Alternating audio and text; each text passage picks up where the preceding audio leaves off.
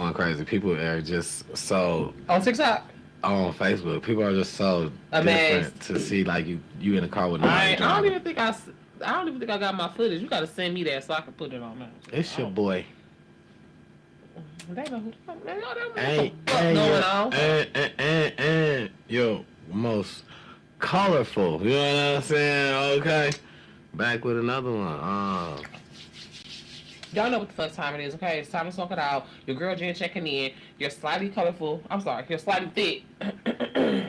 Okay. Hey. Extremely colorful bestie, auntie, cousin, sister, girlfriend, your whatever you need me to be. I'm showing up for you in that space. And I'm letting you know right now this is the safe space. They better not mess with you. If anybody fuck with you, you better come and tell me. Cause their asses is out after that. Clarissa ain't got nothing on me. Need to do this Alicia Baumgartner chick. He swear up and down can beat everybody. I ain't say she can beat everybody. I didn't never said that. I just was giving her props where she deserved. That's it. Cool. Yeah, I never said she could beat everybody, but get on my back. Sorry. Yeah, back with another banger. It's another episode. Another banger. These boys going by fast. We on 60, I think. Hey, you old. Yeah, it's another banger. And you guys been shooting. You know what I'm saying? Kicking it, shooting it, whatever you want to call it, man. Y'all been here. Y'all been around. Around. Y'all been around. You know what I'm saying? And we want you around. And y'all greatly appreciate it. Y'all like my hair. Stay around. You know what I'm saying? Kick your feet up. It's about to get a little greasy tonight. Now, coming from the Detroit though, what up is you cool? Now, as you know what I'm saying? We kind of been not in Detroit a lot. They might not know. Well, if you follow anyone on the social media handles, I'm sure you've probably seen it. But if you don't know, here's Make sure you follow us on Instagram, Facebook, TikTok, the tickety of the talk. Of this. So if you don't know, here's the update for you. We just got back from beautiful Phoenix, Arizona, where, Phoenix don't owe me nothing. Maybe a couple of people that inside of Phoenix owe me something, but not Phoenix. Phoenix owes me nothing, man. The roadway in on motherfucking what street was we on? Chandler. In Chandler, Arizona. Y'all can count y'all days. Y'all owe us. Yeah. Y'all owe us our deposit in. Period. Other than that, man, Phoenix don't owe. I know. I think I speak for both of us. When I say Phoenix don't owe us. No, we had a great time. I'm gonna enjoy some heat, some mountains, some just, you know what I'm saying, some fresh air, some different air, like some, it was just great. And if you caught the beginning of the video, that's what I was talking about, the Waymo. We caught a Waymo on the way back to the airport. Not the Waymo that's actually here. If you're from Detroit, you know what I'm saying? It's not the Waymo that's here. Shout out to Phoenix. It's the self-driving car. It drives itself. Nobody's in it. It pulls up. It talks to you when you open the door. It says your name. Hello, such and such. It tells you put your seatbelt on. Tells you about the safety first. It allows you in the app to connect your playlist to the radio, so when you get in, it can just be playing your music. I didn't do that, you know what I'm saying? Because it was my first time. I didn't really know. We had a short ride too, right? It was like 20 minutes. Yeah, it was like a short one. So I didn't really know. So I was like, okay, but I still probably could have adjusted it. It's so cool. Like you do everything from your phone. Like when it pull up, if you want the trunk to open, you pop it from your phone. You unlock the doors from your phone. When you get in a car, you start the car from in the car, and then you do something else on your phone. It's like real neat. It's very neat. It's a lot. I don't know if it's prepared for here. Shout out to Phoenix, man. Listen, for that experience, but I don't know if we are prepared ready for that. For it. Yeah. As far as because we just be on some bull crap. Mm-hmm. Let's just be for real. I think that, like you said yesterday, niggas be trying to get in the driver's seat. Yeah. Just gonna be doing I'm not saying saying that they ain't doing that in That Phoenix. they probably ain't You know, doing it. I'm saying that nobody has done that in Phoenix. Right. So shout out to my Detroiters, like y'all know, but y'all know. You know what I'm saying? We gotta spend. Detroit is not a real place. Mm-hmm. Once one person do something, Detroit is AI. Yep. And then everybody's doing Allegedly. it now in Detroit. We are AI. Everything we say is allegedly in AI. Okay, We are just AI. in case you was wondering.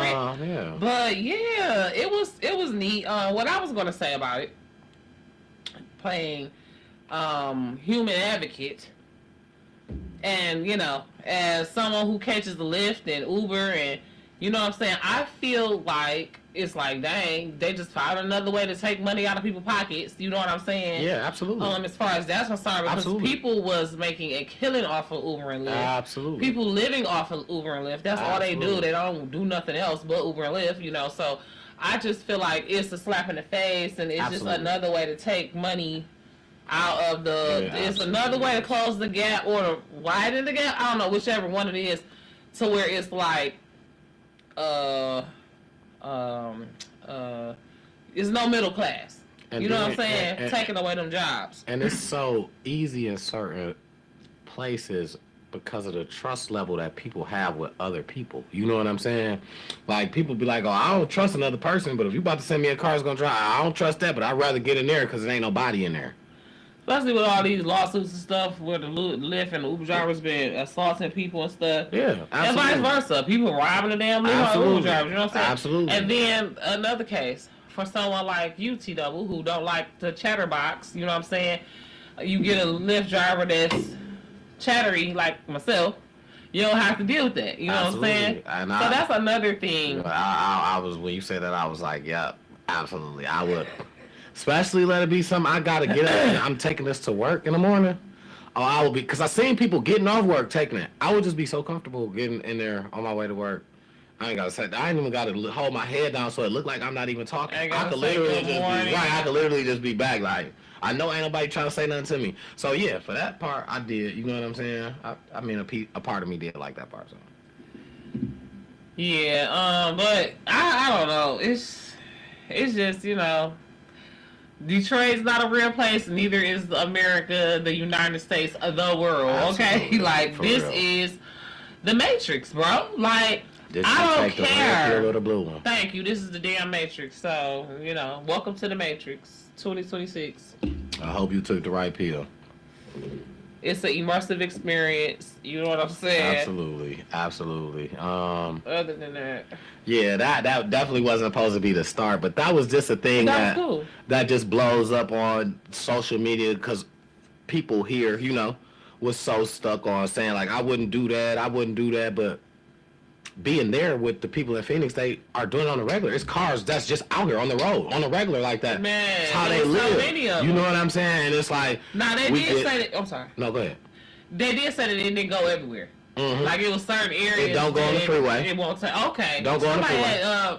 Had, one of my coworkers asked me, "Did it go on the freeway?" Like, well, no, we didn't go that far. It You know don't what go I'm on the saying? freeway But- because I don't think it go over 40 miles an hour by itself. When it says something, when you get the app, it says something about not being freeway ready yet. Now they're supposed to be preparing it to go on the freeway. Oh, my It's God. only allowed in like 3 states, if I'm not mistaken, that it runs. It don't run everywhere. as far as without a person in it. Right, as far as where you can get the selfless driver. And Okay. obviously that means in those spots that they run, they only run on the street, and it's like you can't, if I'm not mistaken, like you can't get to certain, like you ain't about to do certain stuff. Like it wouldn't take us to the airport because Put of us to the train. because of the traffic that's in the Yeah, airport. You know what I'm okay, saying? okay, So you okay. can't go to certain places because I guess it's trying to build up its vision on dealing with all of traffic. You know what I'm saying? But I feel like it's easier to deal with light traffic.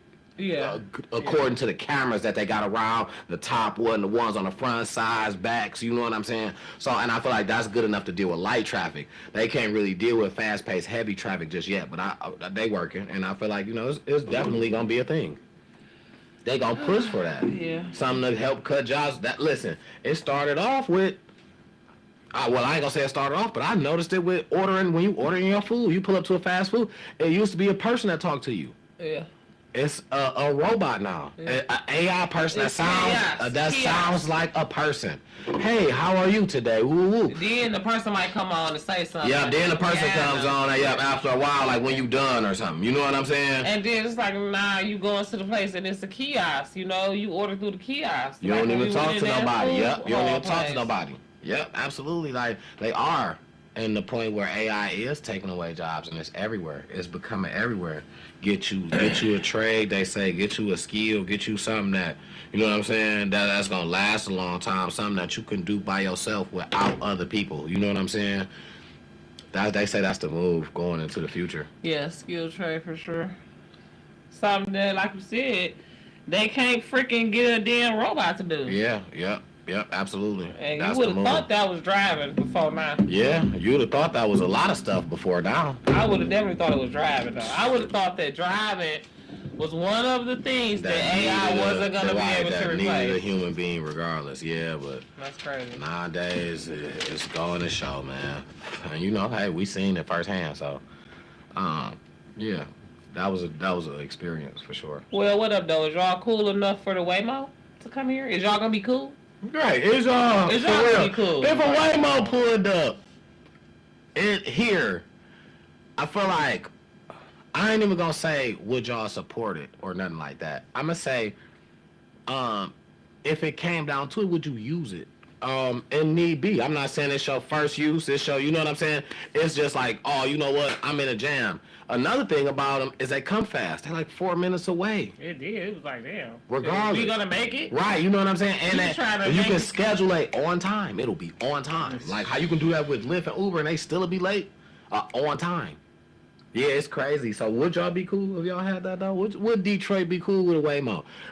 What is your thoughts on it? If you think Detroit wouldn't be cool, we want to hear what you think. Why wouldn't it? If you think Detroit would be Tell cool, us what y'all why wouldn't it? We really want to think. know. You know what I'm saying? Don't give us the politically correct answer. Yeah, because we just really want to know. Because I'm going to tell you what I think. And I already said, I just really don't think Detroit is ready for that. Because it's so much free range. You can't get in the car. And the first thing I seen somebody said was, oh, the stuff that I would do in that car. You know what I'm saying? And you know, that's fine. I'm not even against that. I already know the type of time that person was on.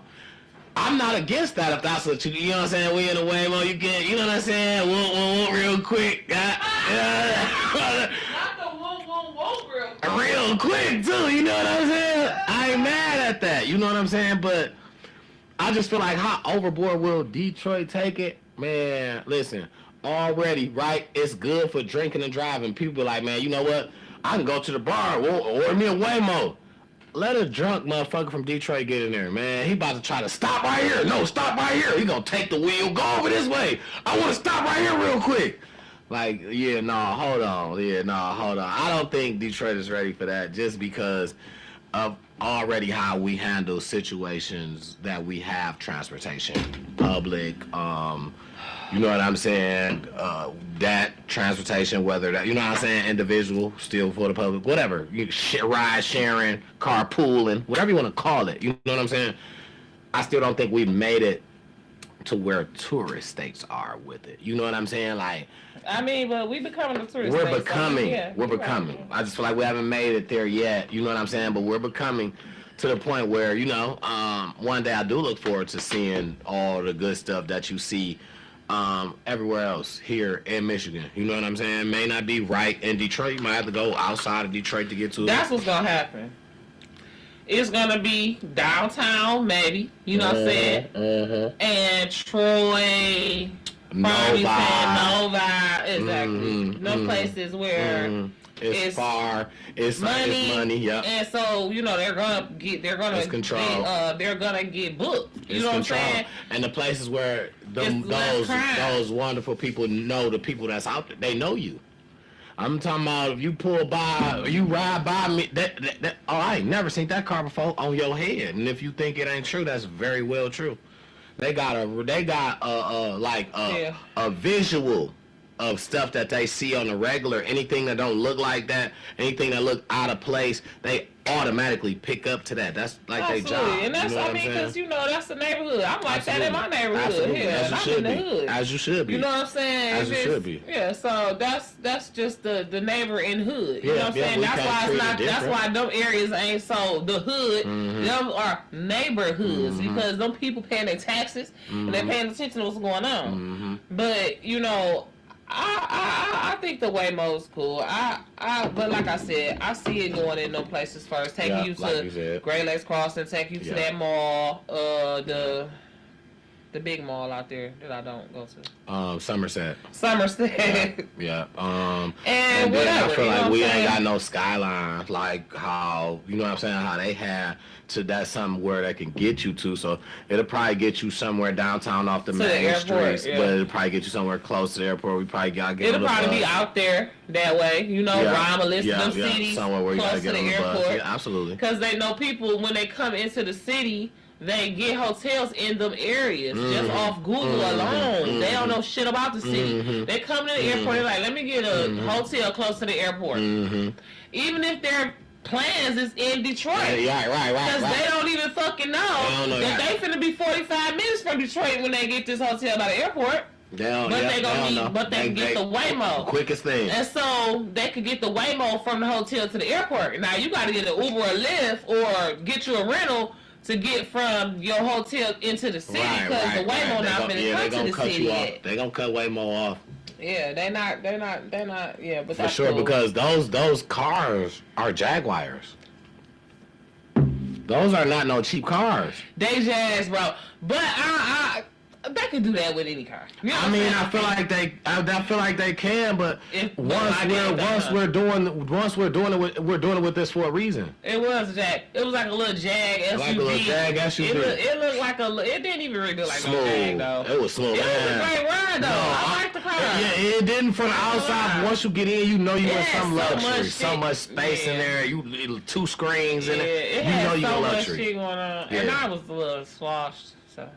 Yeah, but I was trying to go to sleep on the plane. Now, I may contain alcohol. Well, okay, that's what you gotta know. Just maybe. But, listen, I don't know if Detroit is ready for that. Michigan is a different story. There are parts of Michigan that I can't say can possibly be loaded up ready as soon as presented.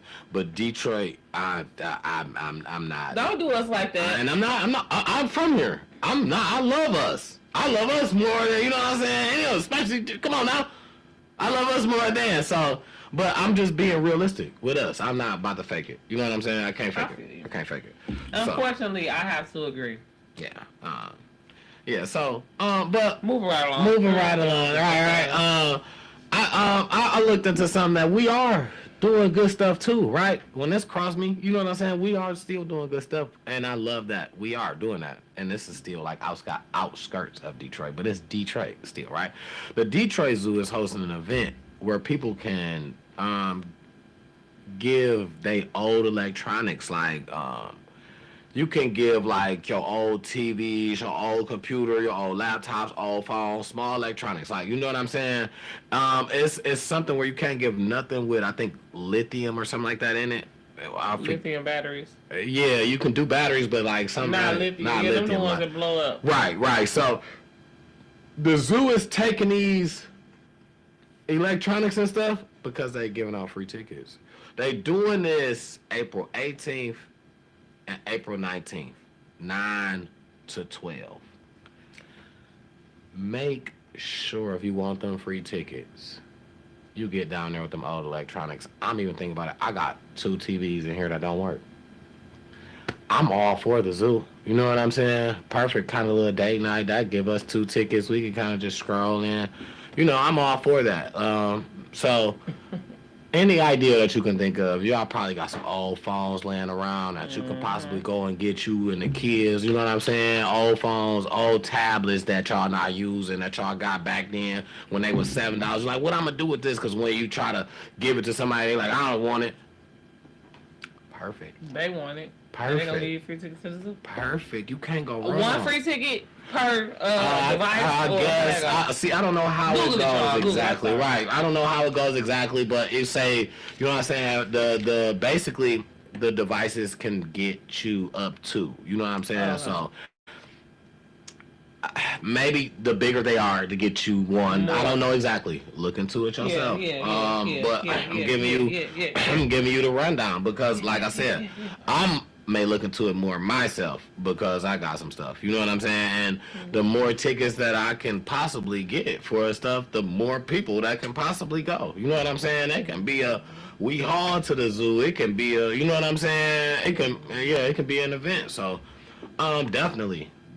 I want you guys to look into that too, you know, because things like this is what we look at when we go somewhere else, and we say, "Oh, that's amazing," but we don't back it up when it's here with us. You know, we have to, in order to keep things like this moving and elevating into the next, and keep going for years and years and turning into just traditions. We have to put in. When we don't put in, it doesn't come back, and then we go somewhere else and see it, or we see somebody else doing it. We gotta pick movements as well. You know what I'm saying? And understand the movement. I'm not saying just go with anything. Understand what you pick and understand what you're doing. You know what I'm saying? Have a reason behind what you're doing. But I just feel like that was good when I seen that, because it's a plus for me. It's just not. It's just not a kids thing, you know what I'm saying? But it's a family thing, you know what I'm saying? Like, you could turn it into whatever, a date night, like I said. You could take the kids, it's whatever, you know what I'm saying? And the zoo probably don't get as many people as they used to. Yeah. You know what I'm saying? Because the zoo, especially not this time of year, because it's kind of still chilly. Mm-hmm. You know what I'm saying? So, how long is this promotion? The 2 days that they're accepting the devices is the 18th and the 19th, 9 to noon, 9 a.m. to noon. Okay. That's when they're accepting it. That's when you can go down and get your free tickets. Y'all heard them. Walk, not run. Okay. Run, don't walk. Run. Support that like how you support. You know what I'm saying? Because do we want the zoo gone? You know what I'm saying? It's free cleaning. Do we want the zoo gone? Let's say we didn't have it. You know what I'm saying? Do we want it out of here? Like something that our grandkids ain't got the chance to go and see, that we used to go on field trips to go and look. It's not even as many schools as it used to be. So of course they not getting as much. It's not as many people. That's why they doing that thing, trying to get the population growing, because Absolutely. It's less than 650,000 people in a city that used to have 1 million plus. Yeah. Yeah. So, you know, that's what you wonder why so many things have been taken away or taken a hit, or because the population is a direct, indicator of the income of the city. And they about to be starving so much. So many people left at the same time. Mm-hmm. That's why we had to file bankruptcy. They about to be starving so much for people that are going to be throwing out, just throwing out grants, all type of funding. They giving people $15,000. All they say. Yeah, I don't know if you said it here. You told me. Yeah, they giving people $15,000 to either move to the city for the first time or move back to the city if you left. And I mean, you could have moved to Hamtramck. Man. You could have moved to Dearborn. You could have moved to Highland Park. You know what I'm saying? And I ain't saying 15,000 is just like, oh my God, like, you know what I'm saying? But to have, it's something to put down on the house. Absolutely, to already be in a moving state, like I already want to move already. You gotta use it for your down payment to your house, or to start a business. You could use it for, to buy a commercial space. Just to already have that mindset to be moving towards that. And that's right there for you. Grab it up. I ain't saying if you live in somewhere good. Listen, if you live in somewhere good and you feel like, I want a second address. I was about to say, shit, you better get it and rent it out. Right now. That is the opportunity. You can't do that. You know what I'm saying? But rent the house out you stay in now. live in that house for a couple of years, and then get another house. Take advantage of opportunity. And that's the problem. That's what we were just talking about. I think we talked about that. I don't know if we were talking about just because we have dope ass conversations just in real life. I think it was just me and you. When we were talking about how, you know, so many people, it just escaped me. We just was talking about the light brown, you know, the Arabics and the Jewish people, and you know how they start businesses and help each other, and they be, you know, a cohesive unit until, you know, you get together, you get your stuff together, then you branch off, and then we bring somebody else in the fold. Comfortably. We need to start doing that. We need to start paying attention to these programs and stuff. It's not that, like he was saying, it's not that these people are smarter than us. They're more well-connected. They read. They take advantage of the freaking opportunities that's available in the city. They're eligible. They ain't got all these felonies. Let's start there. Unfortunately, okay, they don't have all this the record because they didn't got away with their shit. Or they didn't grow up here. That's the thing. They just grow up in the part where it was hard like that. But here's what I'm saying. But they asses be out there committing crimes too. Yeah, hell yeah. They be doing stuff. You know what I'm saying? They just don't get caught. You know what I mean? Or when they do get caught, they get bailed out by their parents that's got some money, a good lawyer type ish. And then especially being from somewhere different, they might have different rules. Them motherfuckers coming in from all type of different ass type of rules. Yeah, but once they come here, they got to follow these rules, and they don't. But I'm saying and their parents had lawyers. That's probably how they got away a lot of the times growing up where you growing up. Well, you had different ass rules, like, you know what I'm saying? That don't mean that you wasn't doing right. I'm talking about these YNs that grew up here in Dearborn. Really, when I said that, they be driving reckless. They be committing crimes out there. You know, scamming. We was talking about that. You know what I'm saying? But the one scam they said 4 motherfuckers was from Detroit. They said 3 names that didn't sound nothing like no Detroit names. They got that money on though. They got that money on, and their parents getting them lawyers to get their ass off. Like you say, you hear about it on the news, don't hear about it no more because they don't even get in trouble. Gone. One time and it's gone. You hear them names? I got Jukabar, Jockey, or Zap Muhammad Ali. Yo, or Zap. And not the black one. Yeah, or Zappy Muhammad. Yeah. No, did you see when we was in Arizona? The dude he had a truck that said Muhammad Ali. It was Muhammad. It was Muhammad Ali. It was hilarious, though. And I think he was doing like carpet or something. I'm like, what? I'm like, man, dog was tweaking, man. It was funny, dog. It really funny. Yeah, they had Top Dog Law too, so you cannot escape Top Dog Law nowhere. Top Dog came out and just took over. It's the jingle. I don't believe it's not. Bro, who is he though? I think it's a black. I think it's a black dude. I ain't gonna lie. And the thing is, it's because he can make voices. No. That guy definitely black. I see him on YouTube. But I'm talking about who owns you. Top Dog not. He's not. Lawyer. Like, he's not that. Yeah. He's probably one of them. I think he's Jewish, probably. Oh well, he might be. He might be. They be good because lawyers. he look a little. This is no. He got no anti-Semitism. I love the Jews. We's the Jews too, if you know what or not. We ain't gonna get our religions on here, but I love people. But you know, I got a special place in my heart for Jewish people because Jesus was a Jew. So I will never say nothing against them, but I know that they're smart in the law. You know what I'm saying? A lot of times, Jewish people go into law. That's all I'm saying. So they probably have a Jewish family behind it or whatever, and that's cool. You know, I ain't mad at it. You know what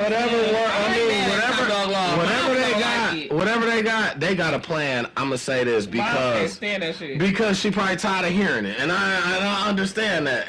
It definitely, but okay. But what about we was hearing Sam Bernstein for 30 years before all the rest of these lawyers even really got big like that? You think people ain't get tired of hearing that 1-800 call Sam? You think people ain't get tired of hearing that? Yes, they got tired of hearing that. But the thing is, I feel like with that type of work in that industry, the jingle now is the thing. It's not just now a thing. It's been the thing. Remember this. I'm going to bring this up for you. This was a Detroit one. 411 Pain. 1-800-411-PAIN. Oh my God. They was slapping for a minute. Yeah, what happened to them? Oh, but see, because they more so like a pain. Yeah, you ain't just medical. gotta be. They You ain't medical just gotta insurance. be. Yeah. But them songs though used to go 411 Pain. That's how they got out. I can't They even start getting remember it, Detroit but you rappers. used to sing that shit like it was a song. 411. It started off with like some regular little street like regular like little kid almost like a little girl or something like that. But definitely like it's because of that industry. I'm sorry. You have to find something that people remember. And the thing is, what you gonna remember more than something, you know what I'm saying? I feel like with music, some of the worst songs, I be like, man, I do not like that song. But I know it word for word. I know I don't like it. Yeah. And it still played when it played. And the thing is, I heard it, didn't like it, sung with it, whatever. But I knew for sure I could sing this song word for word, and still I don't like it. Like, you know what I'm saying? Like, I don't know. It's yeah, I bet because they play the same shit every hour. You know what I'm saying? Exactly. So when you was on that radio and them commercials was only like 30 seconds. Man, that shit. So you already know you ain't even got enough time to switch this motherfucker before you know the jingle. You know what I'm saying? Before you can even change the channel on the station. Right. You heard the whole commercial. You heard it so many times. Every hour they play the same songs and the same commercials. They got a playlist on repeat at the radio station. Yeah. In every city too. It ain't just yours. Yeah, playlist on They repeat. do that everywhere because first of all they got payola, but I ain't even gonna talk about that. Yeah, everything is a job, man, and a lot of people don't be understanding that, you know. And certain jobs people mess up. That's every day. You know what I'm saying? People can mess up, but when you got industries, billion-dollar industries, man, it made it to a billion-dollar industries because it thinned out all the mistakes. We thinning out all of that because we not paying for nothing we don't got to. That's what make you the money. You thin out all the mistakes. A company with the least mistakes make the most money. That's just usually how I go. You know what I'm saying?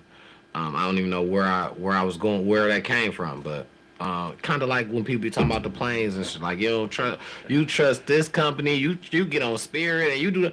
Those are billion-dollar industries. You think that they just let planes go up and then they don't care about who flying it, and then you can just go and be You whoever. got to be on your shit. Man, you know what I'm saying? those are billion-dollar industries, man. Yeah. It ain't no way. That's why mistakes are very minor. Very minor. Spirit is it's just a la carte. You know what I'm saying? If you want all of the extra stuff, You just gotta pay then, one by one. Yeah, but at the same It's time, convenient to budgeting. at the same time, if you're patient and flexible, you can find similar priced sometimes flights on, airlines like Southwest, like JetBlue that includes stuff. You know what I'm saying? Southwest fly, you luxury. I don't care where you sitting at. You luxury. They serve you coffee and ice water in the morning, man. You luxury. They got Wi-Fi. Yeah, free Wi-Fi. Wi-Fi. They got a free set of movies. So I'm sure when they get on up to like Delta and stuff like that, it's even better. Delta, that's basically, I'm sorry, my ear just popped when I blew my nose, like, from being up there. I already know That shit exactly what's crazy. going on. Delta is similar to Southwest, you know what I'm saying? But just a little more like Delta, depending on how far you get, a little blanket, you get the little cheap earphone thing. Yeah, You know what I'm saying? Yeah, all that is cool. You know what I'm saying? But you pay for that in your ticket. In your ticket, you get you get the free carry on. That's why that costs like that. You pay for that. You in your paying ticket. for all that. Only difference, like you said, And is a la carte when you ride. It's a la carte if you and if I feel like I want to save $200 by stuffing my personal bag and not paying for a carry-on. Right, like I don't need a lot of stuff. I know I can make this fit.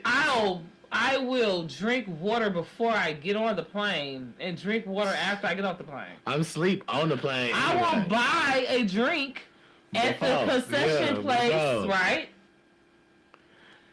And come on now. I'm saving myself hundreds of dollars by spending $4 at the concession place, stuff in my bag, being sure, okay, because they want you to pay, you know, you paying extra for this ability to change your dates and all that. No, I'm going to stick to my date and I'm going to travel when I said I'm going to travel. And it's just like, you know, listen, like, it's all cool, man. It's all a thing. Like, with the bag part, like, I feel like it's all up to you. When you riding with what you feel, or what a lot of people feel like is a cheaper company, Spirit, this, that, and the third, all those planes are still the same size, still fit the same amount of people. Like it's just like she says, a la carte, right? But when you're riding Spirit, right? The thing is, you if you're taking a flight where you're not taking no bags or it's not even nothing big like that. Why am I about to go and get the biggest one that's about to offer me, oh, you got a free one, all the free stuff that I just paid for, I don't even need. Okay, because it's not free. Because if I would have flew on an airline that don't give me all that included in my price, then the price is so much lower. So how is that free? Right. It's not free. It's obviously included in the price of the ticket. Bingo. Who is the fucking idiot here? Bingo, man. Me or y'all that's running to pay Delta extra for some shit I don't want. If that's what you want. If that's what you want, because some people pay for stuff that they want, not that they might not necessarily need it, but they want it. You know what I mean? I feel like people try to say the seating. No, it ain't no room in it. If you're not riding first class, you're in the same standardized type of seats.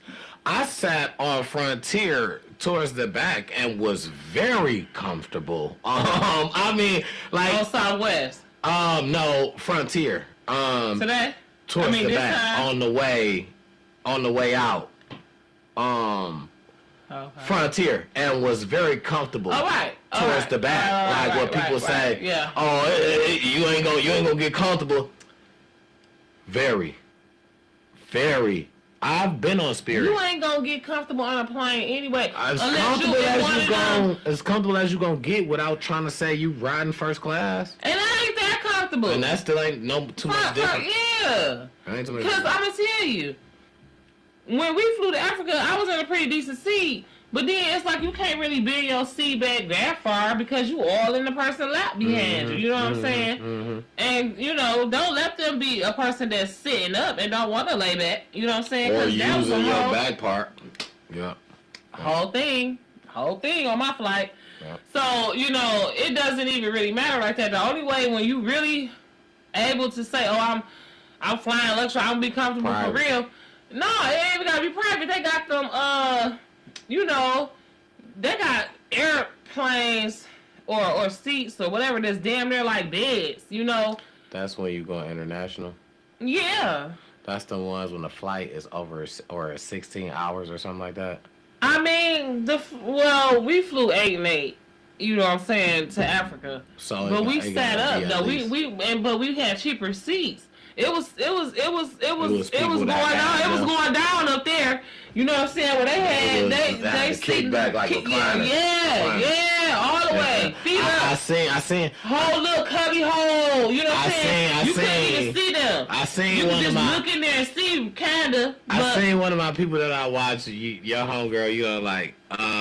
I seen her get on one like that and flew like, cause she said she was flying for a long time, and I was like, homegirl, I don't know who this could possibly be. The one girl from Chicago, Shanika Eats or something like that. The one who came on there and lied to us and told us that place was open and it wasn't, and then when we called, it's something like that. And she was like, and she was rude with her response. Oh yeah, something about you commented and then she was rude to you or something. Yeah, like she was that.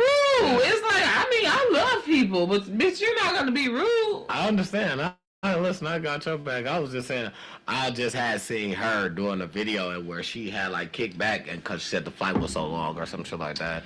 And yeah, I was like, I guess flights. that is real then. You know what I'm saying? Because at first definitely. I didn't believe that it was flights that you could like recline, kick back, blanket. You about to be over here. Like, you know what I'm saying? I didn't believe that. But when I seen Shorty, cause I'm like, yeah. They got airplanes with stairs where you can go up to the second level. Yikes. Okay. Planes are advanced then. Okay. Mm-hmm. Especially like you say, those international planes, you know what I'm saying? Mm-hmm. Yeah. Because they know people be flying a long ass time, so. Well, I guess there's only two types of planes I've ever been in. I've been in the little helicopter that flies, the little bucket helicopter that flies, the My Tour helicopter. I've been in there, and I've been on a plane. Actually, it's not bad. That was actually like my first time in the air. In the air. I did that before we went to Vegas. I did that probably maybe a year or two before. Maybe the year before. It was for my birthday, I think, the year before.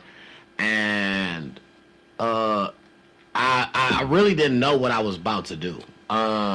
Basically, it happened real good. I was blindfolded on the drive. I didn't know where I was pulling up to.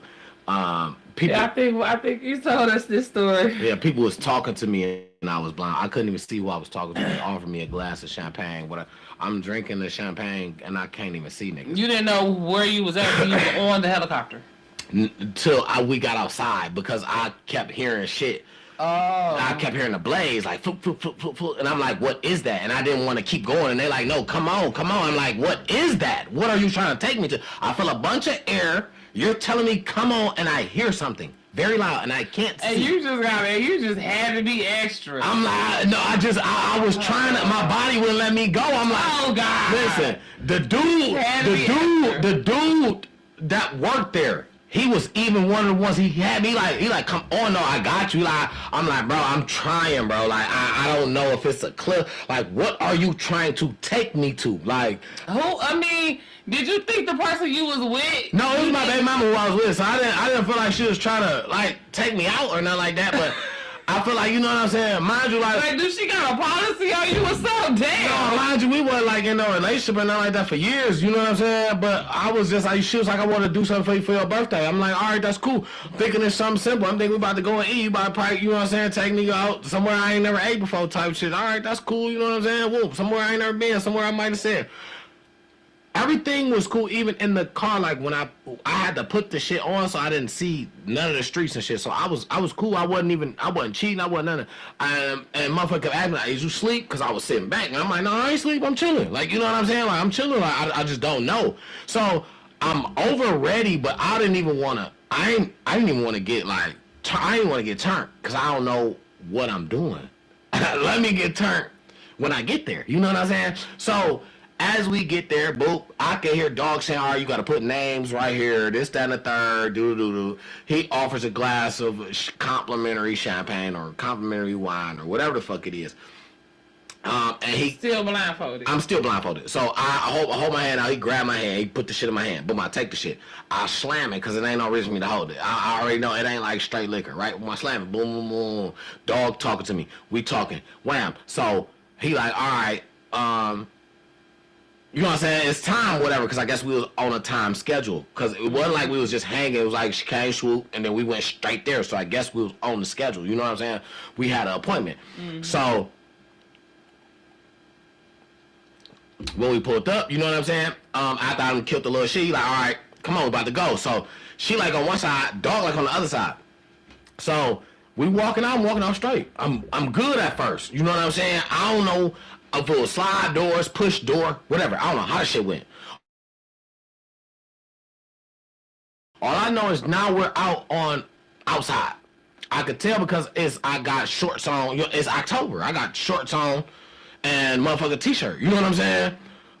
We outside. Boom. Okay. Cool. I'm not tripping about that. As soon as we come outside, I hear some shit.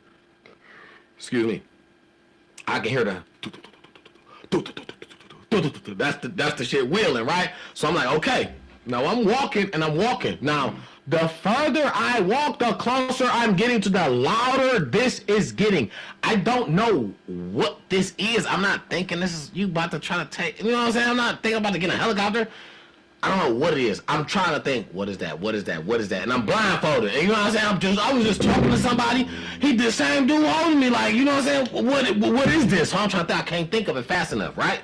So I'm like, I don't know. So I'm trying to walk, and as I feel like I'm getting so close to where I can feel the air like blowing under the motherfucker, my body just like, I'm just like, I don't know. He's like, man, come on, bro. No, I got you. You're good. And I'm like, like, what is this? Like, bro, what is it? You know what I'm saying? To the point where I guess they was gonna try to take it off when I was in there, and then to try to make me feel comfortable like you already up here.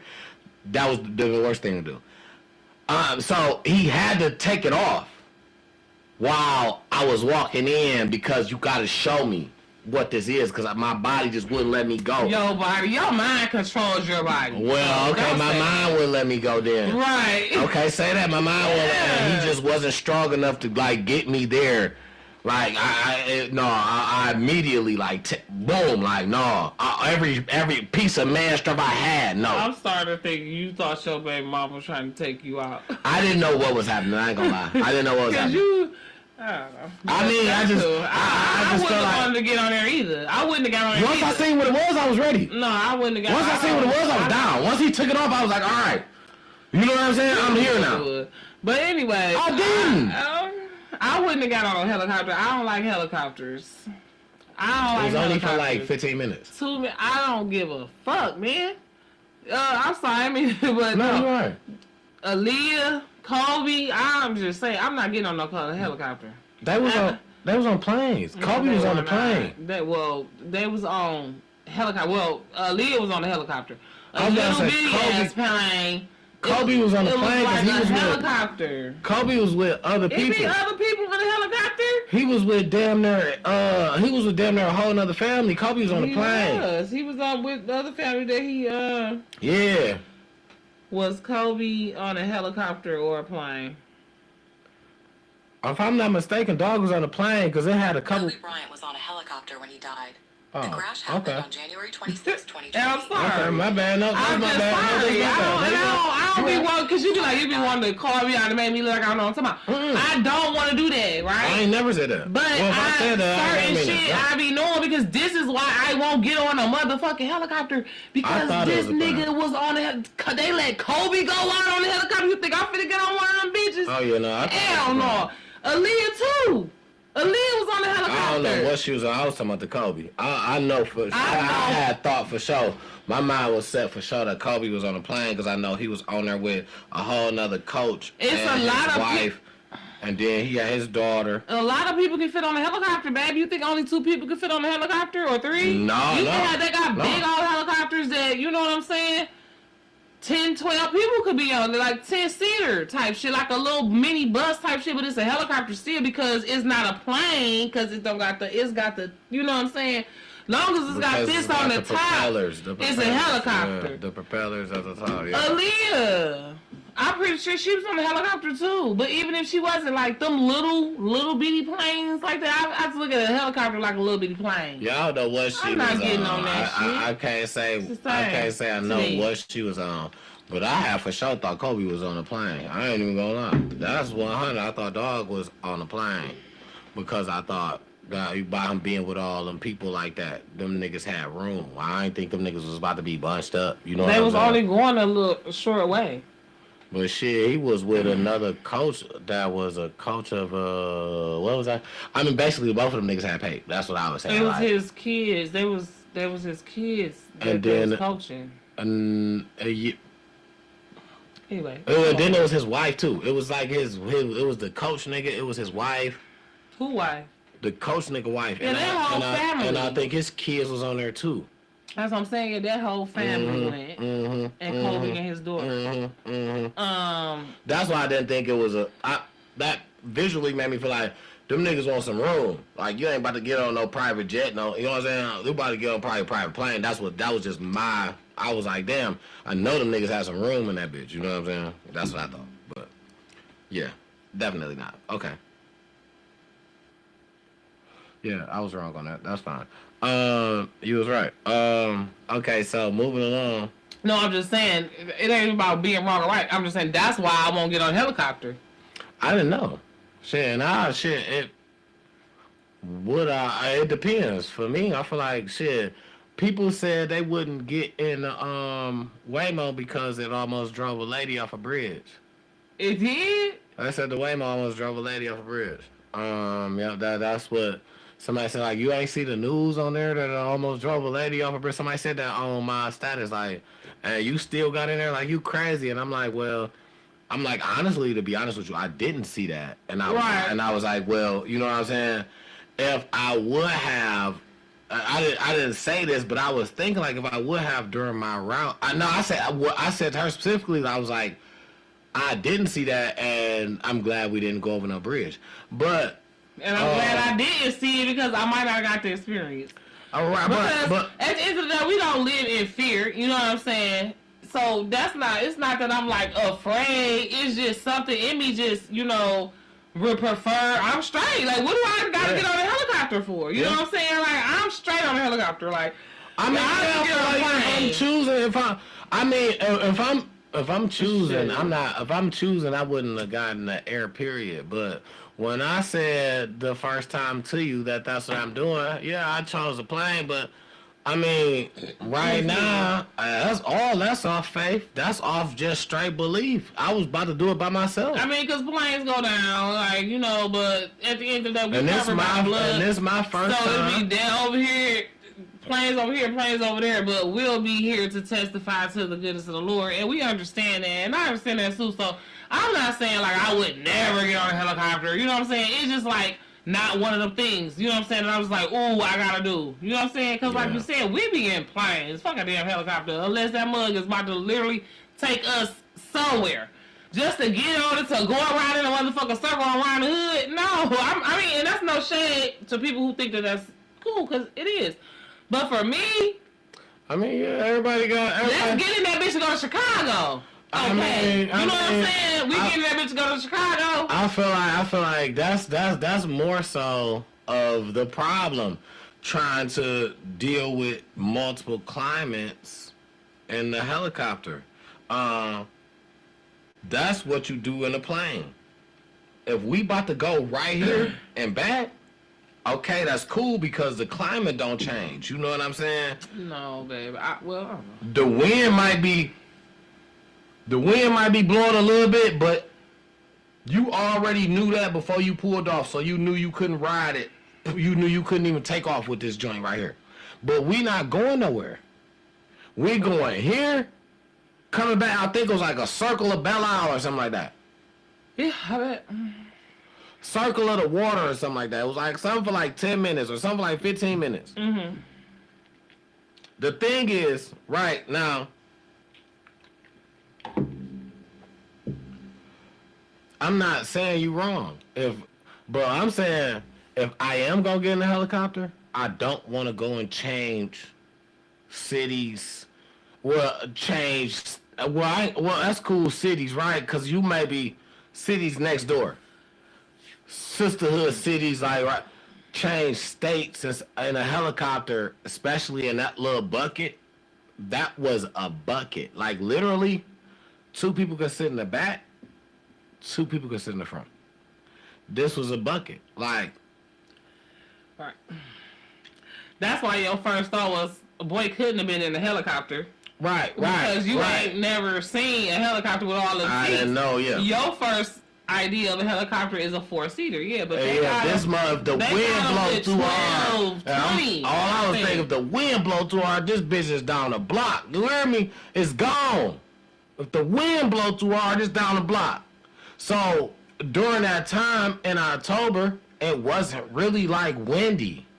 Like, you know, even if it started, and it wasn't. And it probably was like that man business. You know, it's probably he probably learned how to fly, bought that helicopter, and is doing that as a business. You know what I'm saying? Like people do that all the time. Mm-hmm. Like it probably was a used helicopter that he maintained. That's damn near a nigga feeling like he working at the airport. Like nigga, I work for a plane company, but I don't gotta pay. You know what I'm saying? I don't work like the Detroit airport, the one on the east side.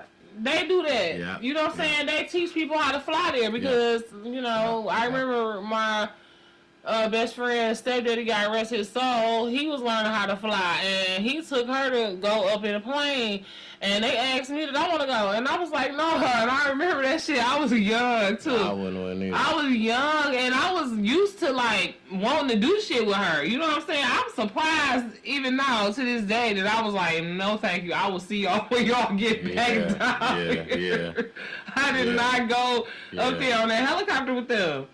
And, no, of course they came back down, but I was straight. That made me remember now that, you know, during one of the crashes that went on, it came from a training helicopter site. People was training, and they didn't, the nigga, he ain't crashing to nobody, but they trained a little helicopter site. I guess he ain't really, he fucked up when he got up in the air. No, he fucked up. I think so. Damn. He fucked up when this was happening a minute back though. He fucked up when he got in there, but that it just all makes sense now. You know what I'm saying? Now, like helicopters, I feel like can't go to the radius of they airplanes. Can't go up high. They can't get up like that, cause that shit gonna take you away. Now all the way you up have there. So now you have to ride under a certain radius. Yes. And now altitude. And now within the altitude. It's like you gotta up and down because if the weather starts changing on you differently, it's gonna rock your shit because you're floating. Yeah, you're not flying. Yeah, you're not gonna be able to steer it in some real bad winds. That's how they ended up in that damn mountain. What's his name? Kobe. You know what I'm saying? They crashed into a mountain. Yeah. So, anyways, like, God rest their souls. Like, let's go to some more positive. All right. I don't know if this is more positive, but this is the truth. I want to tell you here. And DTE in Michigan has requested another rate increase. Just after days of approval from getting their last one. They trying to just whack us, right?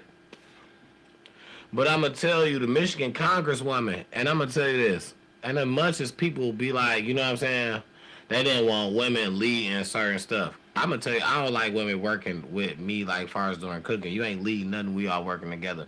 If you going to be on the other side and lead something, then lead something. But at a time, I don't know if I like working and a woman is leading by herself. If it's like her and the guy type of situation, then all right. But anyway, that's beyond the point. What I'm saying is women in power are starting to speak up. And I feel like women in power are speaking up kind of more than men did when men had power.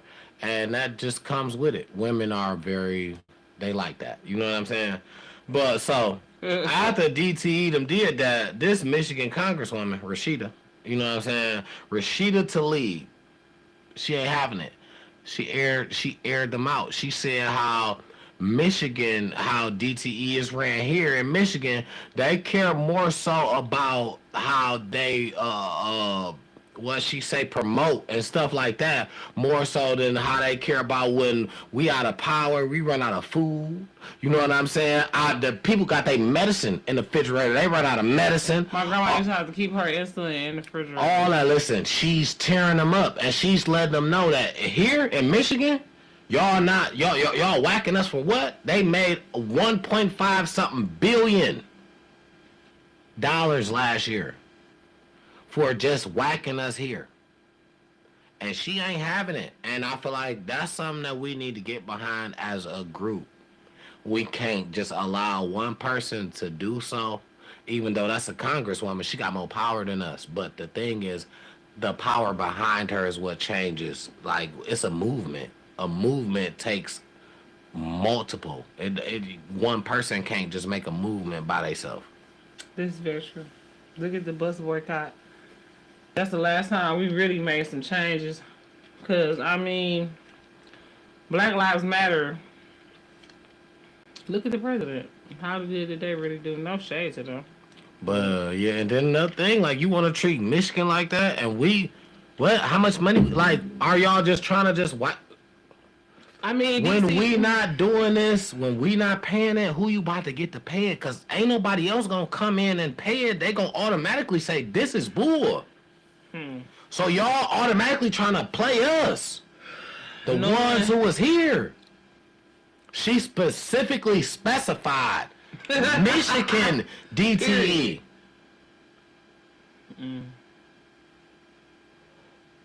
I filter, y'all gotta hear that story. Listen. Yeah, we got research that story. And let's start a petition. We need to. I don't know what they're gonna do, but they need to do something. We need to get some movement popping to where something happens, because you can go and live off solar, and people will pay you to live off solar. Yeah. Michigan, they don't want you to have solar. Why? Right. Because it takes from them. Yeah. Man, as a group, we gotta wake up. As people, we just gotta see outside. We gotta know what it's like. Hey, it's the business, but I'm always down with Rashida Tlaib.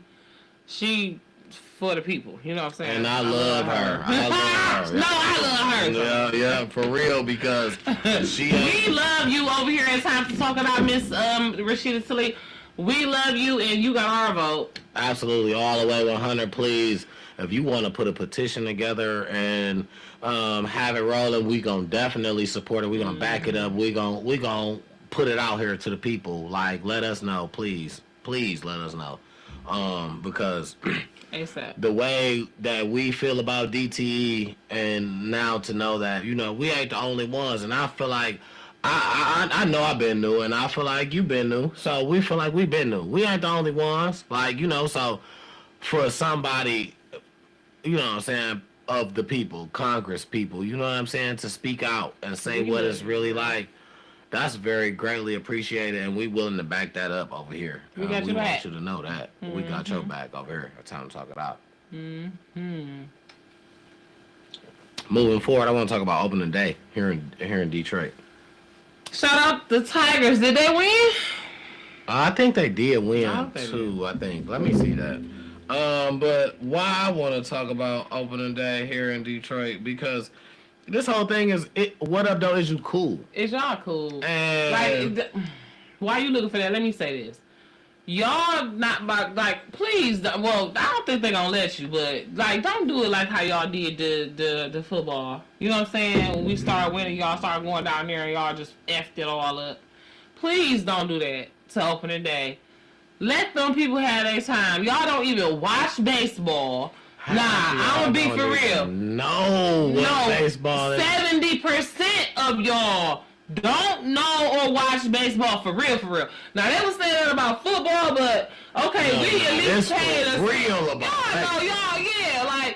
If you ain't gonna go down there and join up and have a good time, cause I get it. I'm gonna say it was real about football, about half of y'all. But when I say over half on baseball, that's what I just said. At least 70% of y'all. Yeah, you right as hell. Man, what? Man, y'all should not. I ain't gonna say y'all should not have been down there. Y'all should have been down there. No. Let me get this. Let me say this correctly. It's okay to be down there. Rep your Tiger shit. You don't know what the fuck is going on. Don't get down here acting like you know. I'm not mad at you supporting. Don't get down there acting like fucking heathens. Fighting and shit. Stop that shit. What is you doing? Stop that shit. Stop that shit now. If y'all can't handle y'all liquor, because I feel like that's what it is.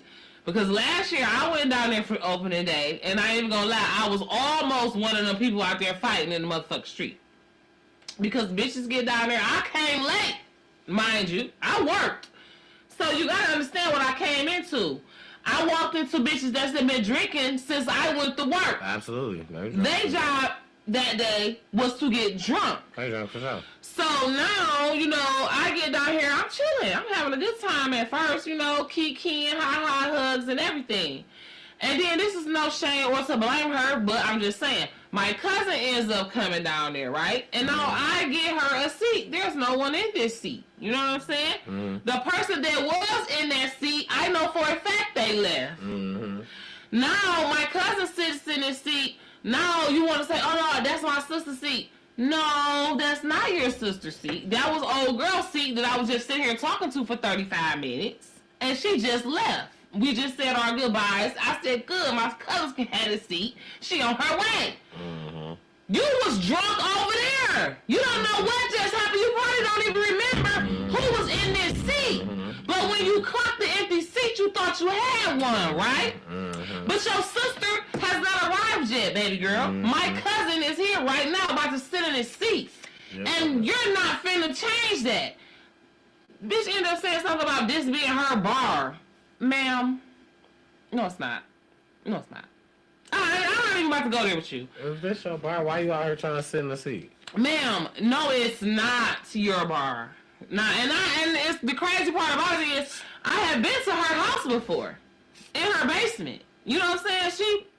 She hosts parties and shit. The lady who told you. The lady who told me this is her bar, yes. She was drunk. You understand what I'm saying? Like I said, I had just really got there maybe like an hour and a half ago. I wasn't drunk. Right. They had been there for 8 hours. All day. All day. It's 5 o'clock. I got off work and went down there. They was still partying all night. You know how I go up in the day. You gotta know that. So this bitch like this her bar. Ma'am, no it's not. I don't even want to play with you. You know what I'm saying? Please. This is not your house. Okay, you used to telling motherfuckers this my house, and you didn't let this my bar come out your mouth or something, bitch. You spelled bar wrong. Yeah. You spelled house. You said house or something. Get your fat ass out my face. Leave me the because fuck alone, my cousin is sitting in this seat. You was over there. I'm not about to keep on going back and forth with you, but that was the thing. We was arguing. You know, at this point now, it's then got law because we talking over the radio. We talking over a bunch of people, and this bitch is saying some shit she got me fucked up. Now, my cousin that came in, she got her fucked up. Mid-argument because I think I said something on the seat because she was walking up. You know, Angelica was walking up. So I said something on the seat. And so the girl came over there like, oh no, this my sister's seat. And I'm like, no, it's not. Oh, girl, she don't know. She was over there on the other side of the bar, drunk, talking to everybody in the bar like it's her bar, like she thought it was her bar, though. You see what I'm saying?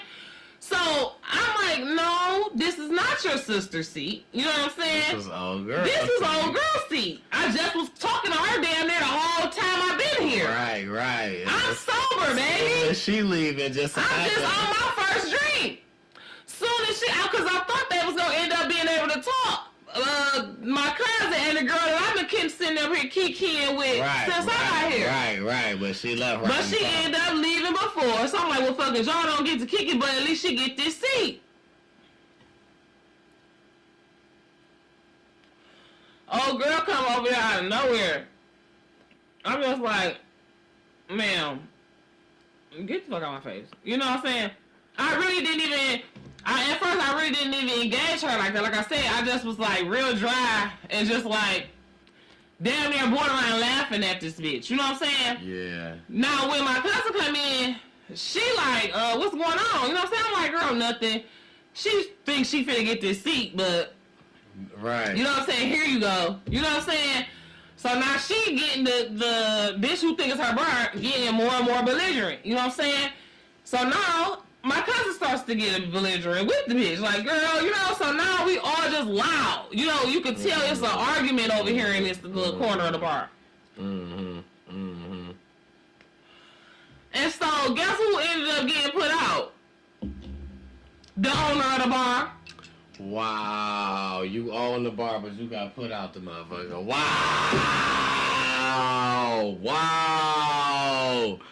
Ain't no way I'm getting put out some shit out.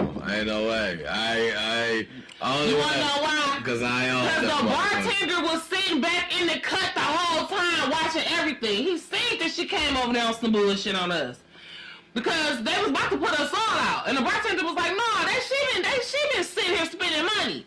This bitch been walking around. She probably had stopped spending money hours ago.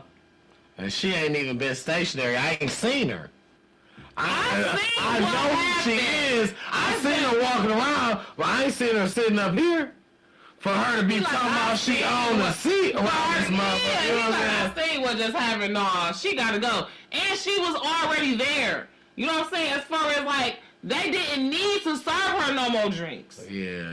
She was already there as far as buzz and good enough. They didn't need, if she wanted to get some more drinks, if I was the bartender, she'd have had to get them from somewhere else. I wouldn't have served her no more. We just talked about that. Bars need to get more heavy on that, especially here. But when you bartend here, you have to take a course called Tips. And it teaches you that. It teaches you how to de-escalate situations with drunk people and how to tell them, like, no, you cannot get no more. You're not about to get me arrested because if you go out here and they found out you left my bar and you was drunk. I watched it go down with a dude years ago, not too long ago. The bartender can go to jail. Or get arrested too. Excuse me. They can get some type of charge. I watched it go down with a dude that was on a motorcycle a couple years ago. He left out a bar. It was here. Bless you. Thank you. He left out a bar. It was here. It was either in Detroit or on the outskirts. He left out a bar and he was on a motorcycle and he was so drunk. You know what I'm saying? He got into an accident. I think I remember And this. they were saying that they shouldn't have served him that many drinks anyway at the bar. His family immediately got on him.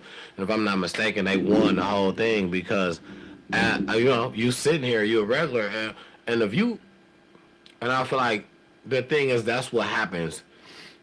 And it's not to even say that I'm not trying to throw blame. Let me say that, right? To no individual person. I feel like I want to throw it to the state, how shit is conducted here as you know what I'm saying, as a whole is what I want to throw it to. You got waitresses that make $2.60 something an hour. These bartenders make $2. Why in the fuck?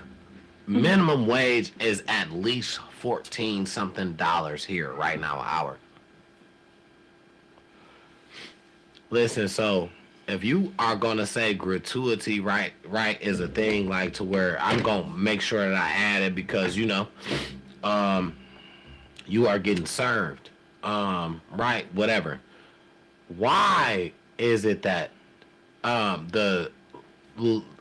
can't even say the lowest end. That's almost like the most important because you don't even know the cook when you pull up to a restaurant. You know the server.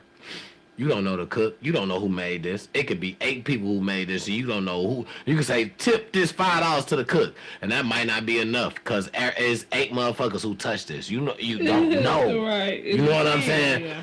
It came from the service that was provided from you that made you feel comfortable when you ordered this shit. When it came to you, somebody and you said it wasn't good, they took it back. They had to deal with that cook to say they didn't like this, and the cook like, man, what you mean? Right. That's them gotta. I'm sorry, it's not no. I'm just telling you. He said he didn't like it because it was like this and it was like that. Can you please just do it over? They gotta deal with that shit. It's just.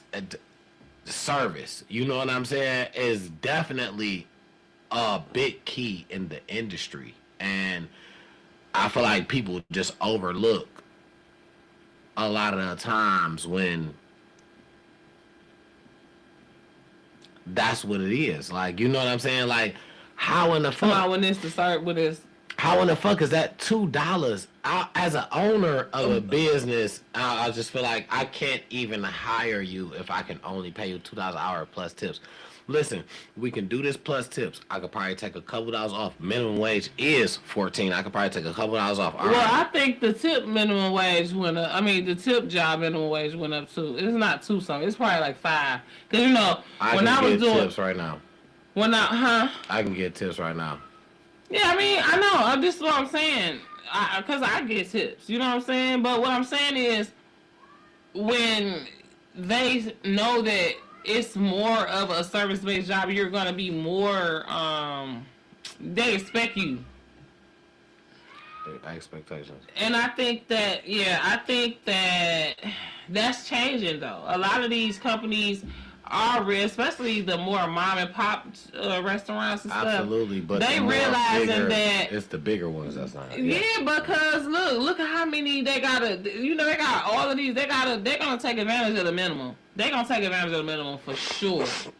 They're gonna take advantage of the minimum. That's what I'm saying. But that's why I'm saying that shit is not cool. On ways that we talking about, like why motherfuckers get mad. Why do you have poor service or? Because, you know what I'm saying, we was, in some way, but see, I was trying to figure out how we got to it, but... No, but see, I don't know how we got to it, but see, that makes perfect sense, though. That's it. It's service-based. So, it's like, if you give me shitty service, you're gonna get shitty pay. But I'm already getting shitty pay. So no, not from you, right? But that's what I'm saying. Because I haven't got. But let's say I'm having a bad day. Let's say I'm having a bad day as a server. But you can't have a bad day as a server. You can't have a bad day. You got to leave that shit at the door, cause you know that's like a stripper. You can't come in that bitch with an attitude having a bad day. You're going to make shitty tips. What I'm saying is I just feel like that's wrong on so many levels. No. I feel like the cook get to come in and have a bad day and could say whatever the fuck he wants. The cook is not customer service.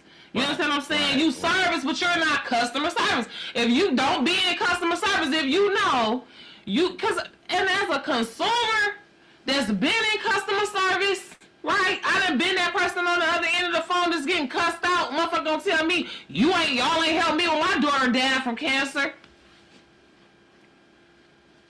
Dog. It's your fault. Dog. And hang up in your face when you just trying to help some other kids that got cancer. Yeah, that's dog. Yeah, like, that's dog. You know, you have to suck it up, and you know what you got to do? Go and be jolly and merry on the next call. Not the next day. The next call. So yeah, you take a break, go in the bathroom and cry, but then you got to go back in there and answer the phone with a smile on your face because they can hear a smile over the phone. I don't give a fuck if you just in there bawling your eyes out. It's the same with customer service as a waitress. I don't give a fuck if y'all cook back there just pissed you off, cussed you out, called you a million bitches. You want me? You know he ain't paying you. You want me to get... I'm the one who's giving you the majority of your money because I'm the one that you have to... Per person. If you so you ain't gonna get the same nigga every time. And I could have just been nice. I could have just been nice as hell to you and your job was easy. And the next nigga could have just straight been an asshole. Think about it though. They know that you making more money like that than is. I'm only gonna pay you $8 an hour. I'm only gonna pay you $14 an hour, right? Faster, right? I'm gonna pay you $14 an hour. I'm expect now that's on regular minimum wage, right? I would have paid you $14 an hour. But you come in my establishment, you're going to have to service 4 tables in an hour that may have 6 people at each table. They all gonna give you $14. Depending on the person you are, depending on your attitude. But this is that's what I'm saying. This is what I'm saying. If you do a good job, you make a motherfucker, you constantly come back, you making them laugh, you making sure they shit right, you making sure they cups full. You know what I'm saying? You telling them about the specials, you making sure they ain't overpaying these motherfuckers for shit. Because you want to make sure they got some extra money left over to tip you with. And they want to make sure that they see you trying to save them some money. Shit like that. you're going to get more from your tables than that company can give you. And they know that. So they greedy. So they're going to take their amount that they're going to pay you down from what they pay the cook that's in the back that's not able to do that. The cook that's in the back might get minimum wage, or the dishwasher, or the bus boy, or whatever. Might be getting regular minimum wage. Because, or they might be making you split your tips with these motherfuckers because they know your personality, your da-da-da. This is what's getting you. But the thing is, everything that everybody else do is what reflects you. You ain't got no control over that shit. Like, but here's the thing, I don't agree with that. I'm gonna tell you why. Because if I got a dog ass waitress who is like, they back there on some bullshit. I don't know. I can't do it. Da-da-da. The cook, what the fuck? He not getting a tip. You know what I'm saying? It's me and you against this nigga. You know, I don't know what's going on. Let me go back here and see what the fuck going on. Basically, you know what I'm saying? Type shit. I won't still tip her. Cause it ain't her fault this nigga was on some bullshit. She just went back there absolutely. and fought for me. Absolutely right. And I agree with that. Because I'm definitely tipping hard on something like that too. Cause you can't go back there and cuss that nigga out. Especially if you know you a cook. You looking like this nigga did this, dog. Go back there and tell him da-da-da-da. She go back there and da-da-da-da and get your shit straight. You tipping her good. Even though this nigga was back there fucking up. Am I right? That's right, but the thing is, how hard is your journey to do so? Do you know in the industry... The waitress journey? The waitress is looked down on in the industry. You know what I'm saying? And it can be a man too. It doesn't have to just be a woman. The waiter, the waitress. You mean in the industry by other workers in the industry, or by the customers? As far as like how when it comes down to, okay, let's say that scenario did happen, and you're fighting for, it's busy. An order got put out. Cook for like he put it out. You know what I'm saying? You can't tell him, your customer unsatisfied. You say you come to tell him. You come to tell the cook, your customer unsatisfied. I'm speaking from experience. I'm gonna tell you. Your customer unsatisfied. He wants that redone. You can't print out no ticket for that, because printing out a ticket means he repaid for it. Right. Meaning that you have to just remember that what I said is that you got to make this. Do you want me to write it down for you? Who, the cook? That's whatever, right? That's what she would be asking. You want me to write it down for you? Talking about the waitress would ask. Right, because her job is to try to make sure that you know that this needs to be redone. It's slapping. I can't print out another ticket from where you're reading from. Yeah, so you definitely gotta write it down. Do you want me to write it down for you? Yeah. Boom. Okay. She writes it down. I'm sorry. No.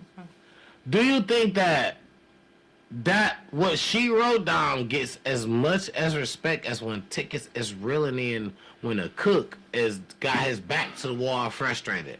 No. But the thing is, who gets blamed for that? Not the cook. But see, it should be the cook, and it should be a priority. It should be a priority over the next one. You want to know why? You want to know why? Because this person is going to possibly be a bad review. This is not the fucking 80s. This is 2026. You have instantly somebody can go tell the world you shit. So your best bet is to do your best to accommodate them. That's what you chose to do. A service-based industry, accommodations, hospitality. But the cook don't know.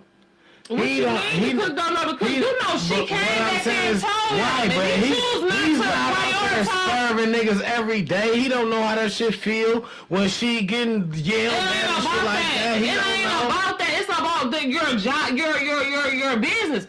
And that's what I'm saying. Usually the cook, well, depending on what type of restaurant you at, be invested in the restaurant. It's either his restaurant, you know what I'm saying, or it's not. That's what I'm saying. That's what I'm just saying. Or if if it's not his restaurant, let's say he at a chain type of restaurant or whatever, it's still his reputation. A motherfucker gonna say, who cooked this bullshit? Right. Just like you say, Christy cook. You say, I don't never want to go to no restaurant. This nigga cooking that. No, listen, that's true. Now that's true. It's his rep, but right, it's not his kitchen, right? Now, if it's his kitchen, of course he gonna try to get it out the right way, right? But we're not talking about that. We're talking about motherfuckers who working and just in a situation. Now, if it's his rep, I've watched niggas also, right? And it's just funny because this is why I just feel like when you tell me this, I feel like that'd be so much confirmation, and I feel like you don't even know. It ain't no way that I seen what I seen. I've watched shit. Payway is one of my favorite places that I worked at, and the dude who used to work behind me, his name was Big Rob. Big Rob had another job. He worked in a plant or something like that too, and I worked in the mornings. And Big Rob was okay working at nights, so that's why we worked good together. And if they needed me to work a double, they just need to let me leave, go and pick my kids up, drop them off. I'm gonna take a little break. I'm gonna do my little 1-2s, and I'm gonna come back. You know what I'm saying? Mm-hmm. And I would do that multiple times. You know what I'm saying? I didn't have a problem doing that. Big Rob was the type of person that he just got off work, and now he feel like he working his second job. I ain't gonna take it serious. Me personally, I just worked the whole first morning. I just took a little break. This is like my second job as well. I'm still gonna take it serious. We have two totally different demeanors. You know what I'm saying? To the point where my morning jumped. Like, I ran the mornings. It just did that. In the nighttime, when people would see me working, people would say, I want him to make my food.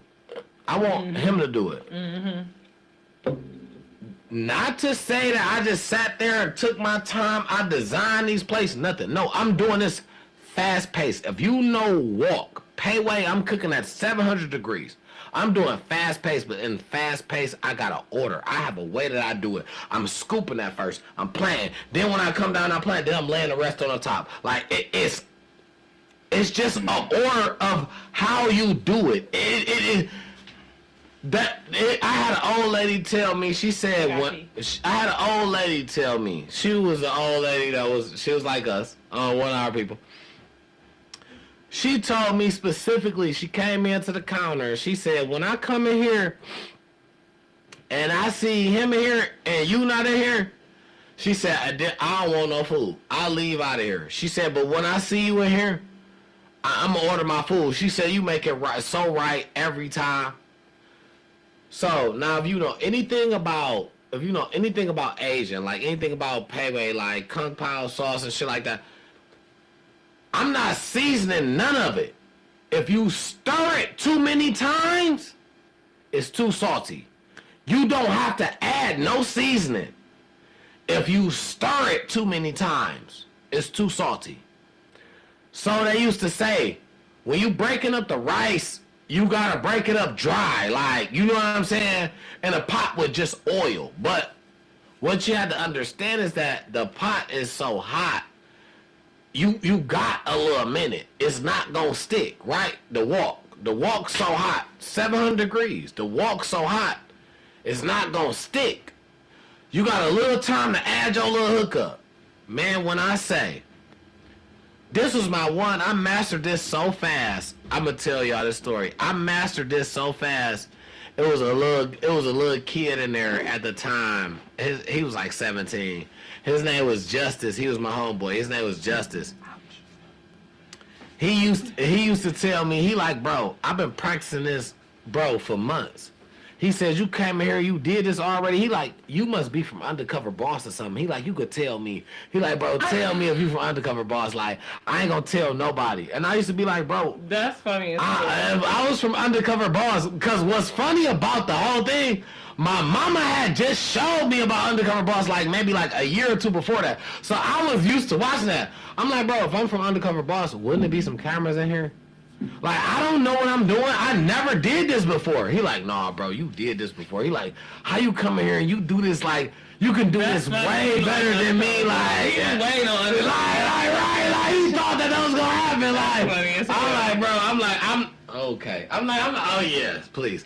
I'm not from Undercover Boss, like, you know what I'm saying? But wall cooking is my thing so much to the point where that grown me a newfound love. Shout out to Sandy. Sandy was my boss, and Sandy said, you only get one Tim a lifetime in this industry, like. And he's mine. You made a hat on once, but I got him all the time. Hey, okay.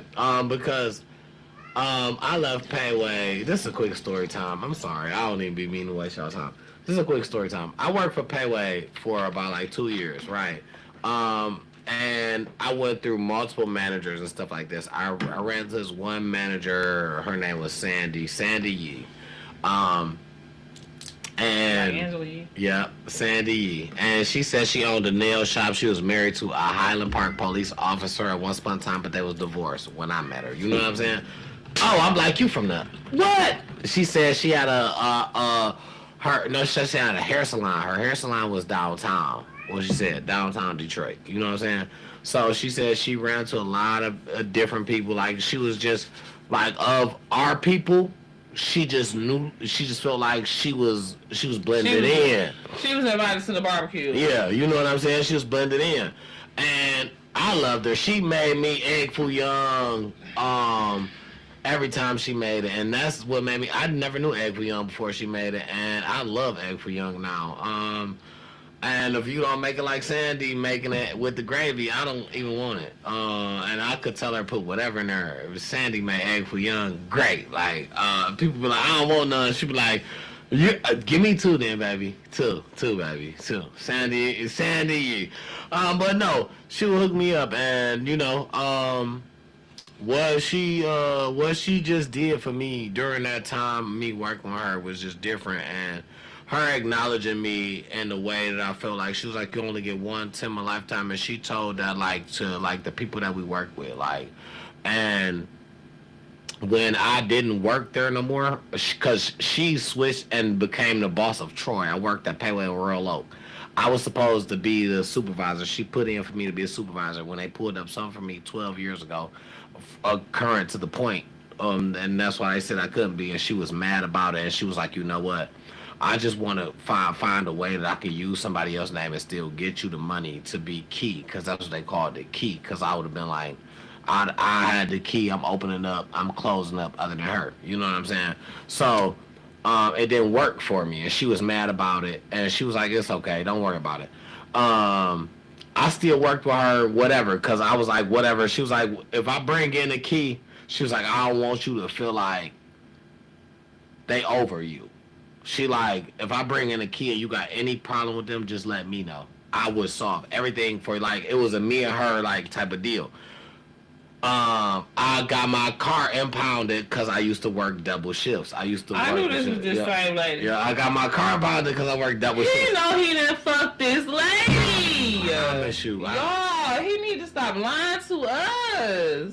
I promise you, I had no intercourse with this lady, nowhere near, no kind of. I just feel like, now if this was a female telling this story, what would you think? Keep it 100. Keep it 100. I need to change that back to keep it 100. I mean, I would have to hear it, but I feel like. I mean, if you can genuinely tell the same story every time, I feel like, I believe it. You know what I'm saying? The same story. You can genuinely tell the same story with omitting. But this is the thing. Like you just said, we have raw comedy. I told you when it was a manager that liked me, I bent her out. She served me drinks, titties out. Is that the same lady? No. Oh. No, that was Chelsea. This is Sandy. This is an old Asian lady. My bad. Yeah. I thought No, that was I Chelsea. thought the that car was, lady and the titty lady was the same. no, Okay.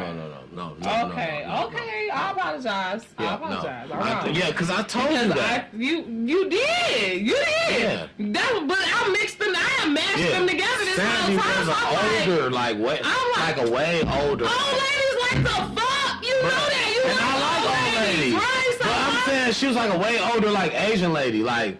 with the, you could have seen if it was true about the little. She ain't have nothing. Horizontal I like a coochie. little shape too. You know, like a little. You know what I'm saying? She ain't have nothing though. Like, you know what I'm She saying? had some money and the ability to elevate you. What the hell? Man, we would have just kept that on the business tip. If that was the case, I ain't doing. Why? Because she didn't approach you that way. Yeah, she ain't, and she just liked supported me in every way of. You know what I'm saying? I didn't have to She do just that. genuinely liked you as an employee And wanted the to see you effort, win. the effort that I put in. That's what's up. Even when she went to Troy Yeah. and worked for Petway, and I didn't. She was like, "Come over here, look around." She was like, "You ain't got to work full time neither." It was so far. I'm like, Sandy, I'm not gonna lie to you. She gave me a free meal and all that. She like, bring your family. Cause she the one who gave my daughter the whole book of the $2 bills. It was like a book. Then you read a story. It's a black man on there, you know. I spent all the $2 bills she gave my daughter. I'm sorry. It was in the page. I had to cut it to spend it because it wasn't even created to. She said, make sure you don't spend this. Make sure she ain't say me. She said, make sure she don't spend this. Make sure she make sure she keep this as a collectible. What? I spent it. I'm sorry. Yeah, you wrong. It was a story. It was like a whole page. You wrong. Where it had like. Stop. We don't want to know no more. Because we don't even want to look at you like this. No, I'm just telling the truth. I'm just telling the truth. Yeah. I'm just keeping it 100. Yeah, like, you yeah, know we what I'm sorry. saying? We sorry. To my We daughter, I sorry. still apologize Like, every day. So, you know what What I'm saying? was Every it chance like? I get like $40? It couldn't have been that much. No, it wasn't. It was 2, 4, 6, 8, 10, 12. Like $12.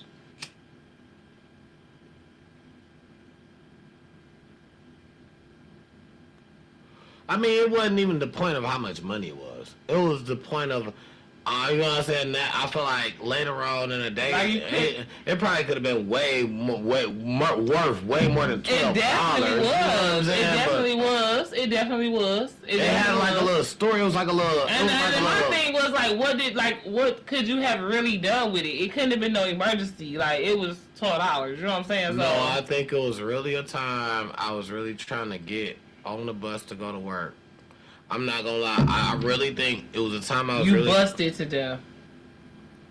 And I think I busted down because I didn't want to use it. I'm not gonna lie. I didn't want to use it. It had fucked me up to cut it because I'm like, damn. What if I just take one off? But I'm like, damn. If I take one, I kind of fuck it up. But I'm like, I'm only gonna take one. And I did only take one at first. Cause she was little. Yeah, and I did only take one. Your baby was like little as fuck. It's little as fuck. She don't even know about it. We used to bring her, don't at all. I promise you she don't. Yeah, like she was a kid.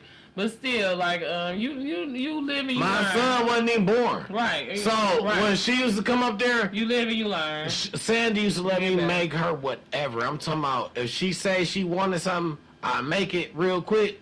I used to try to make her kid shit because we had like kid noodles and shit like that. I make her that real quick. She ain't like that shit. No. She ain't want that. She'll be like, no, I'll be up there crying and shit, throwing a fit. Sandy'll come back to me. What does she want? Just make her what she wants. Just make it. Just make it. I got what you want. What is it? That's where she was at with it. That's where she was at with it. Like she wanted some chicken with some shit. Like don't know what it is, but she want this because she see it. She want to try it, and now she done been given the green light to get whatever she want. About a boss lady, please. She ain't. It wasn't given to her. It was given to me. I had to come to her. Yeah, you know what I'm saying. That. Okay, so the boss man. So Sandy just, you know what I'm saying, Sandy just loved me. That was what I'm just saying is just like genuine. I'm not trying to be funny, but what I'm saying is, though, it's just like genuine. She like to just get. She loved my family. You know what I'm saying? Like it was like, and when she told motherfuckers like, You only get one. You only get one Tim a lifetime. Like when I told her I was quitting and put my 2 weeks in. Did she cry? No, she wasn't there. She asked me the same thing. What did he say? It was a nigga Scott. And when I told her what he said, she shook her head. She said, "Man, if you ever need," this was before she offered me. She said, "If you ever need some, let me know." Reference. You know, because I was going to the hospital. All right. If that don't work out, you ever need somewhere to go, boo boo, Find me. let me know. She was doing it in Troy. I went out there in Troy. Mm-mm. That's what I'm talking about. She gave me a free meal afterwards. That was after the hospital. Yeah. Gave me a free meal. This was still afterwards. She was Yeah. still holding me down, but I was just like, "This too far." Yeah, that is kind of hard, especially that's just hard. I mean, Yeah, I ain't never hold her up, but that was my girl, but that was just genuine. That's just like certain shit. Like, certain shit means certain shit to people, man. Listen, for people who want to be entrepreneurs, business owners, man, it's important to... Relationships are important. Definitely connect with industry. your employees. Definitely connect individually with the people that you got working for you. Somebody could be going through something. Right now, the job I work at, I won't even get specific. The job I work at right now, I watch people give. I'm talking about give, and it makes me so happy. I'm so grateful, and I'm not gonna bash nowhere. I'm just grateful to be from where I came from to where I'm at, because I understand the difference of when people just genuinely like, "Hey, yo, I want the money," or it's just like, "Hey, yo, you know what? This is what it is." It's like, we gonna get the money out of it, but when we can't, it's my passion. Though. But when we can't, I still love. I'm not gonna hide it away from you. I love y'all. Y'all the ones who work. You know what I'm saying? Y'all the ones who put it in. Like, yeah, that's like my boss. That's literally my boss right now. You know what I'm saying? We went from making a lot of money, having no space on our books, to frequently having extremely slow days. You know what I'm saying? So you still have to show up like it's a busy day. Absolutely. You know what I'm saying? Absolutely. And find ways to fill those voids with, things that's going to elevate you absolutely, past where you was at. absolutely. Do what you need to do, because you never know where that elevation gonna take you. You know what I'm saying? But that's just a thing with me, and I feel like hey, like I've been places, and I'm not bashing nowhere, because everywhere has taught me something. I'm not here to bash nobody nowhere in no way. I'm just here to take all the learning in and elevate in ways that I feel like, belong to me, or ways that I should use it in ways that satisfy me, or ways that I feel like I'm satisfying a higher power that's sent to me. You know what I'm saying? So Thank you, Jesus. what's gonna happen is what's gonna happen, but we can't dwell on it. You know what I'm saying? I went through a little time in here and there, and I'm not mad at nobody for it. What happened is what happened. It had just been my time to move on. You know what I'm saying? So within that being, I'm still in the situation. So I'm still in the place where I can elevate. I'm still in the place where I can it's a situation. You know what I'm saying? So we just gotta stay in tune to what we stay in tune to, and I just feel like it's gonna come through for us. My next big thing that I wanted to say about the what up, though? Is you cool? I think it's my last thing, and I think it is a cool thing. But the thing is, it's probably not in Detroit. It's not in Detroit, but it's a big car show. Bringing over 2,000 cars. So this is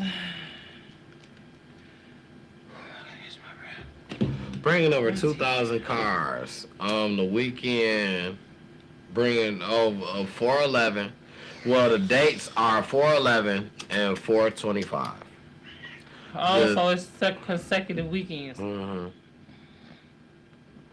It's 1 p.m. to 7 p.m. Now, it's going to have, when I say some exotics. If you got any kids, it's not gonna be here. It's gonna be close. Oh, here. It's in this. It's in the tri-state area. Yeah, Tri-county. Oakland County to be exact. It'll be on 3860 Newton Road. Commerce Township. Commerce Township, Oakland County. Okay. Now, the thing is, if you want to see exotic cars like Lamborghinis, Bugattis, like if you want to say you got kids into those type of things, I know my son love cars. So it lit up to me. And his birthday. Happy birthday, handsome! Little handsome, not the big one. Okay. His birthday just passed. Oh, happy birthday! Yes, we going? Y'all going? And I'm going. I mean, you would definitely be going if we're going. Oh, is this a Saturday though? I don't know. 411 we have an event because I think that's a Saturday. I was about to say, after you come and get your sauce, then you go to this show. Please come get your free sauce. First, come get sauced. Right? I feel like that's. Come get sauce.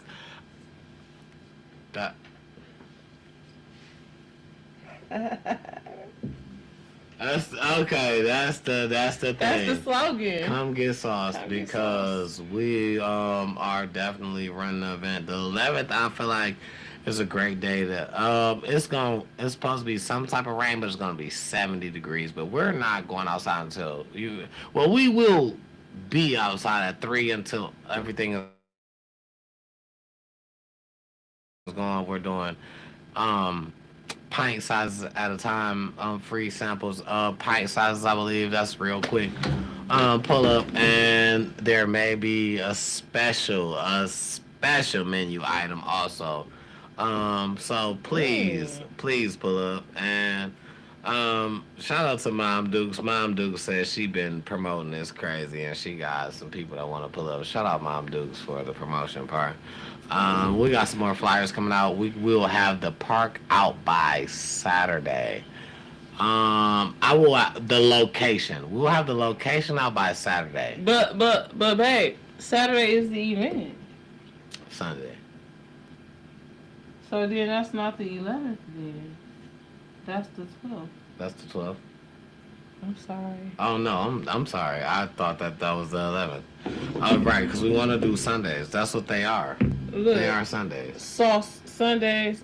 See? Yeah. Okay. 11th and April, what? right? 11th and 18th. So I had the 18th right side. No. Oh. It's the 12th and the 19th. Oh, 12th and the 19th. So okay. So I had both days wrong because I thought. And that's the 19th is the day before 420, which is kind of good, right? I don't know. 420 on the Monday. That's nice. 420, yeah, is on a Monday. Yeah. Wow.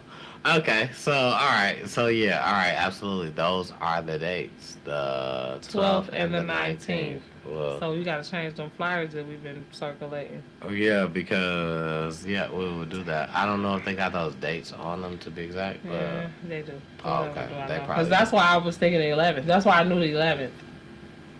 Yeah, it's no Saturdays. It's Sundays only. Sundays, because that Sunday is gonna be like 70 or something like that. So yeah, Sundays only. So yeah, make sure you guys are tuned in, man. So now that we have the correct dates, we will definitely update flyers, and I'm glad that you picked that up. Thank you. You will. So. Right, so please, if you are available, and they are 2 Sundays in a row. Because I don't know how I knew the 11th was a Saturday.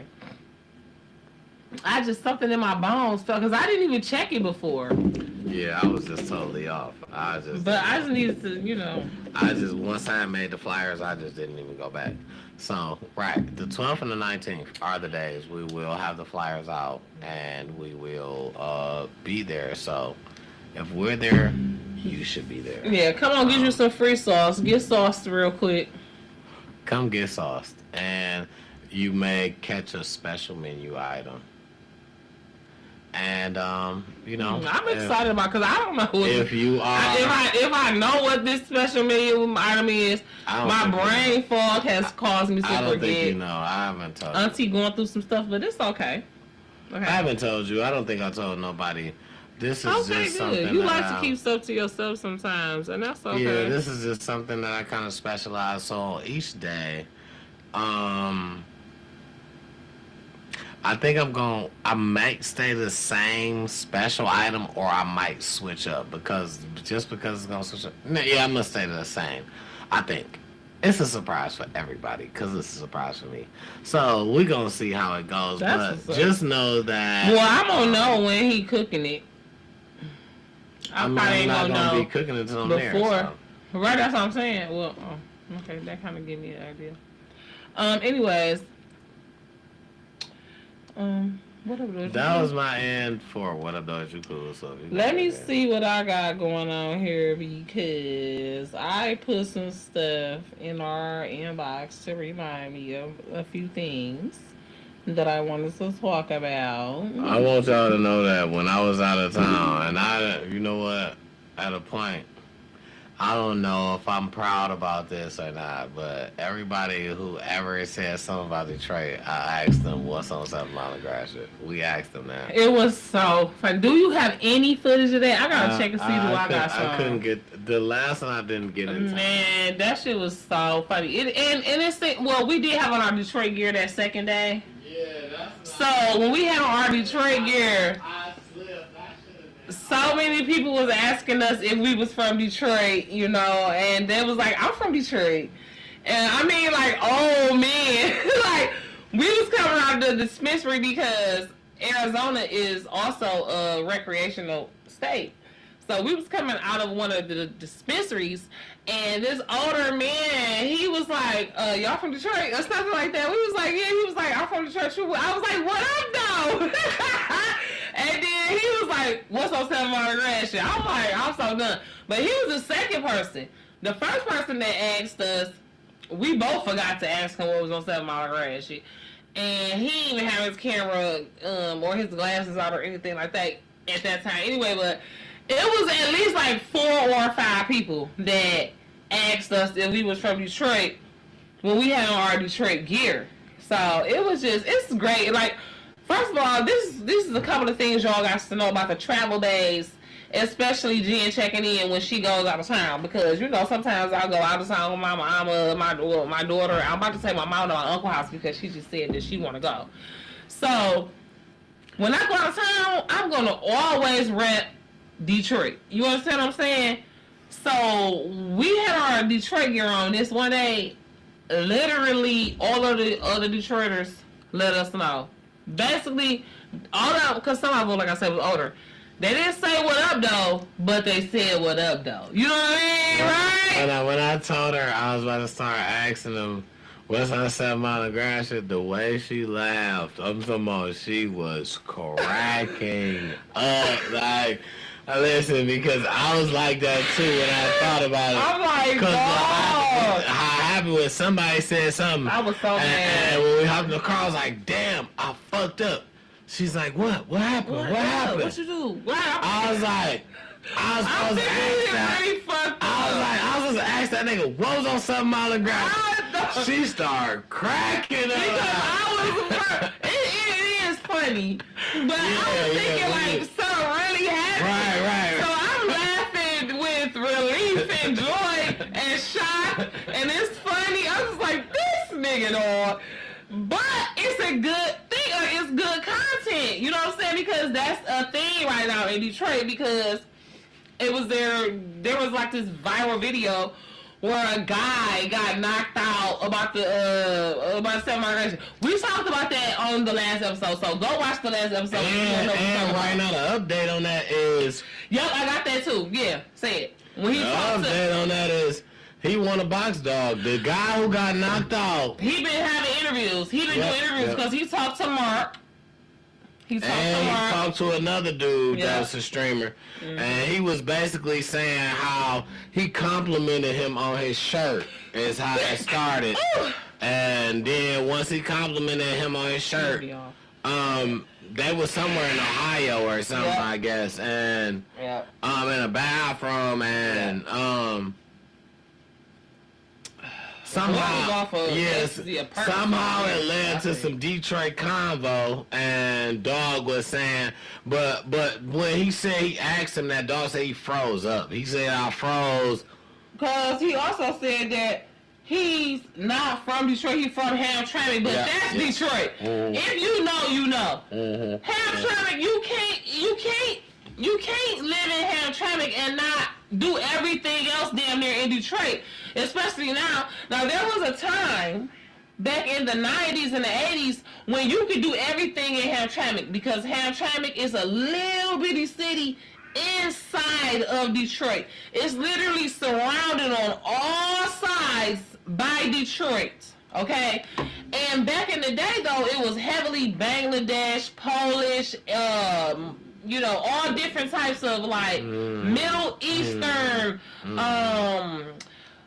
races and nationalities lived there mostly.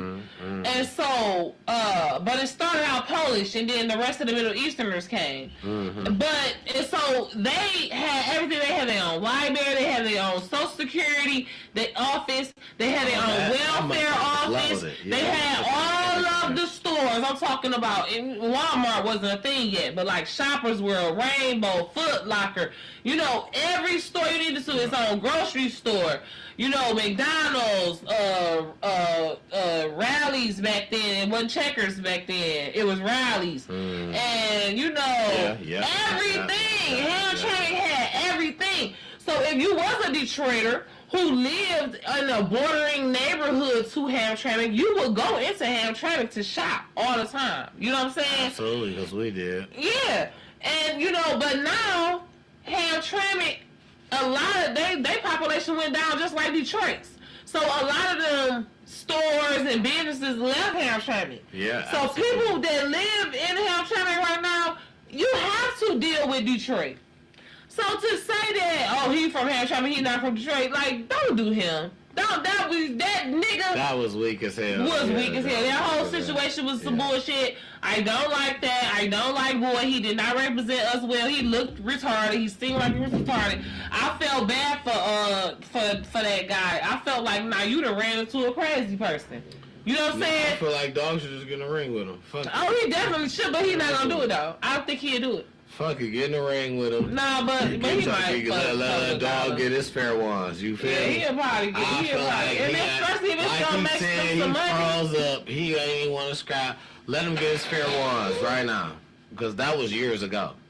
Right. And that was old. It's crazy how old shit will go viral now. Like, you never know when you gonna go viral. Right. That was years ago. You never know.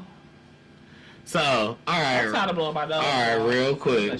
Just because I feel like and I was just talking about this a couple of days ago, how Angel Reese was with Chicago Sky, this, that, and the third. Yeah, we was. One of the biggest trades is Angel Reese just got traded to Atlanta. Angel Reese is with Atlanta now. But she from Chicago. That's what y'all. I think that's what y'all said. Angel Reese is from Maryland. Oh. Okay. I think. Okay. Well, let's see where it is, because right now and every day, I am AI.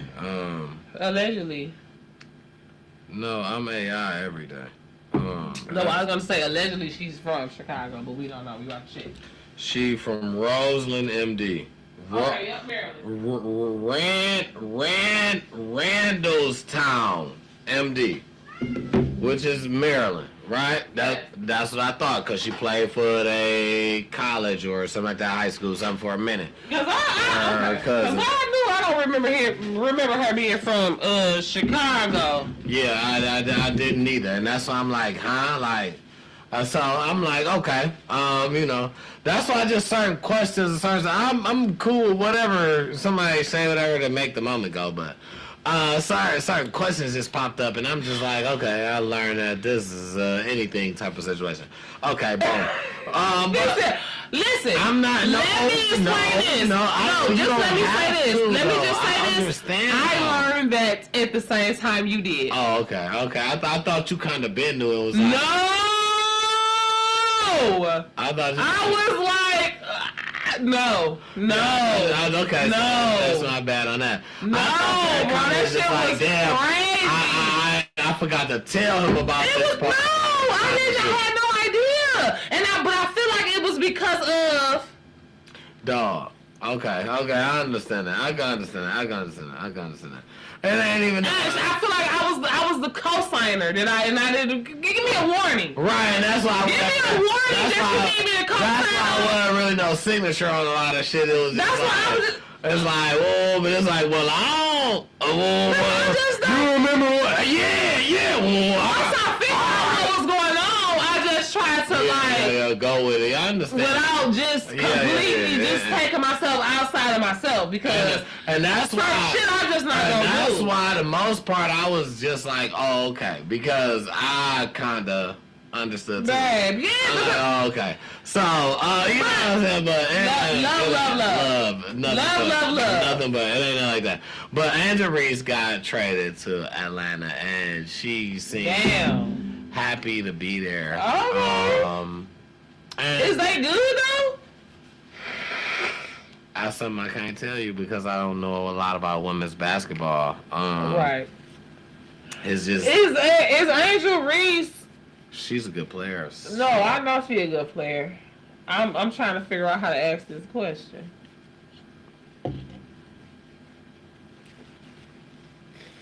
How colorful is she? Oh no, she unapologetically her. She got her own podcast. People don't like her because is she rainbow, bro? That's what I'm trying to say. I don't think so. I think she like dudes, but I think she just moving real. You know, you got them ones. I'm asking because Atlanta is very rainbow friendly. That's all. But my thing is that ain't why she happy to be there. That wasn't her decision. She got traded. But I'm saying that's not why she happy to be there. Right. She got traded. She was happy to be in Chicago. You know what I'm saying? She was Chicago's princess. But Chicago was good, right? Right. She was happy to be wherever because she was drafted, right? You're drafted, you're working. So you happy to be whoever I go to pay me. I'm happy to be whoever gonna pay me. That's period, you know what I'm saying? So the thing is, and then I'm gonna work. I'm a dog. You know what I'm saying? I'm gonna work. I'm gonna show you. Is she a mutt? Sorry, no, she, you know what I'm saying? She a dog, but my thing is like, that ain't, oh yeah, that baby from Maryland, that baby gonna ball regardless because, and what she's doing is she's part of changing the culture for women's basketball, where women's basketball didn't make no money. She's part of changing that culture. I agree. And I fussed with her a long way. Shout out to Angel Reese. She's part of that. She's changing that. She's helping, and then there's multiple. She's not the only one. There's multiple. I'm sorry. Yep, she's one of them. She's the one. Let's be for real. She's the one we know their name. No. Let's not do that. I'm not trying to take nothing away from the rest of them, but the thing is like, we don't know their name right now. We know Caitlin Clark. Okay. Okay, we know. I couldn't think of that. Caruso, which was on the same team as Angel Reese. What's the chick that was on she was on USC, light skin, look like Angela Yee. I don't know her name, but I remember watching her. You telling me she was the beast. And then she played for somebody else before. Oh, you talking about Juju? Juju was like that. Juju was like she had where's she at? She still at USC. She had an injury that was something so crazy she had to sit out damn near a season. Damn. You can't do that in the WNBA. You damn near gone. So you gotta use your eligibility to get you back. So let's in the running. Okay, so let's talk about this. What you talked about when we was out of town. about this 5-year thing. Talk about that right quick. What's that? The 5-year college thing. Right. So, Donald Trump has recently changed something in college football, changed rules in college football. So now, beforehand, like recently, you can just be a player that transfers. If you don't like a school, you transfer. It ain't no consequences. It ain't no nothing. And you have 4 years of eligibility unless you stretched it with red shirts and all this or injuries during the time. So now what Donald Trump has done is he has changed the rules to you get 5 seasons of eligibility, which stretches out a whole year for, you know what I'm saying, people. So I'm assuming that goes with the red shirt. Why is he bothering football, bro? You don't even. That's exactly what my brother said. Like, why you don't know nothing about this? Like, why are you doing something you don't know nothing about? But I feel like, you know what? Hands in everything that I can possibly before, because I can't get I can't get no another last time. I'm gonna say this too, right? And this is what I feel like is going over a lot of people's head, and this is really all I'm gonna say about this Agent Orange, and I'm gonna keep it moving to my next thing. First of all, well, I'm gonna say 2 things wrapped into one. First of all, he has dementia. Period. He's an older man. He has not been taking care of himself like he pretended he have. He has dementia. That's what I think. He do. Well, it's the early stages of what? No, I believe he has dementia. No, he do. Yeah. And secondly, I believe his son and daughter is doing a lot of shit, and he is the face of it. You understand what I'm saying? He trusts them, you know? So he know that they only want to see him elevated because as much as he's elevated, they're elevated. You know what I'm saying? When he leave here, they legacy depends on what he does right now. So they know that they have to a certain extent, bow down to him and make him think that this shit is his idea and think that he gonna, you know what I'm saying? But a lot of that shit is coming from them. You wanna know why? Because he out of there. He sleep half the time. You know what I'm saying? With his head down. And he probably be drinking. You know what I'm saying? I believe he be drinking. I believe it. Allegedly, I ain't now, he drink. He probably doing some pills or something. No, man, this man is old school. He's having bourbon shots. He's drinking. He's drinking. He not taking no fucking pills, man. What the fuck? He not no YN bag. No, this man is old. He having bourbon. He got to do shit that don't show. He don't have to do shit. He don't have to do shit. What you mean? He don't have no rules. And that's what he been doing. That's what his daddy did. That nigga drunk and dementia. But anyway, allegedly I'm AI. So football, that's his son. His son understands that there's money in that. That's America's pastime. His son understands that there's money in lobbying. Somebody, I don't know who, somebody then lobbied to them, paid them some money, like this what I need you to do. They fulfilling obligations. They trying to, they. That's son. And I feel like it ain't, because okay, so let me speak my part. And not to say that it's not him, right? It's just not his thoughts. It's him reaching out and trying to get feedback from people because none of the shit that they changed makes sense. Talking about the administration. Right, so if it's the son, right? Yeah, I can say that. It's the son, right? Because ain't nobody gonna reach back to the father and say shit about football, right? If it's the son, right, to use somebody to say like, oh, man, ask people what they really want. Because the son ain't gonna use his name neither. He gonna find somebody. Ask people what they really want. Or let me look at and try to see if I see what people really want. That's probably what happened. Because he don't understand shit. Because ain't nobody said this. You add a year of eligibility. And recently, now you couldn't transfer in schools before. The transfer whole little situation was that it wasn't about no portal and what school wanted you and shit like that. You had to come from this school, go to another one, give up your whole first year of eligibility in sports to enroll in the school, get your grades and shit straight. You can't play until you have been put time in, basically, right?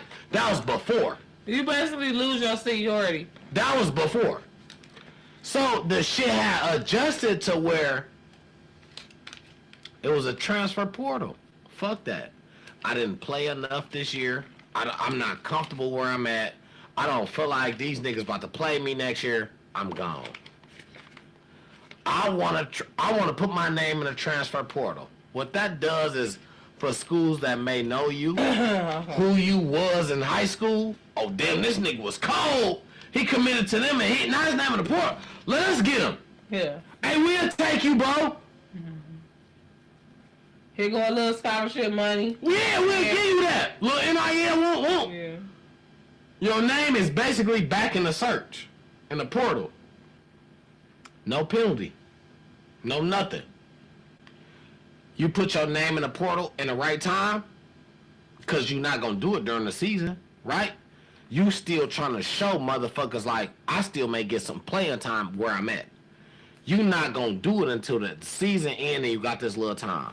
That's the main time you put your name in the portal. Mm-hmm. Put your name in the portal. You got time to transfer. Absolutely. Somebody else could say, hey, I could offer you this NIL money. Because at the end of the day, school is what you're here for. Right. You know what I'm saying? So, like, we love that you can play ball and that you making us money on the back end and everything like that. But, you know, our main goal is to get you an education because we know we can't take all y'all to the NFL. Nah. I'm going to say school a little different since the NIL. You want me to be honest? Let me kick the 100 with you. I'm going to say school a little different since the NIL. If you a good athlete and I got NIL money to kick to you, we can work on your academics. I don't. But like you said, we gotta work on your academics. Yeah, we can. We gotta work on that because that's a priority.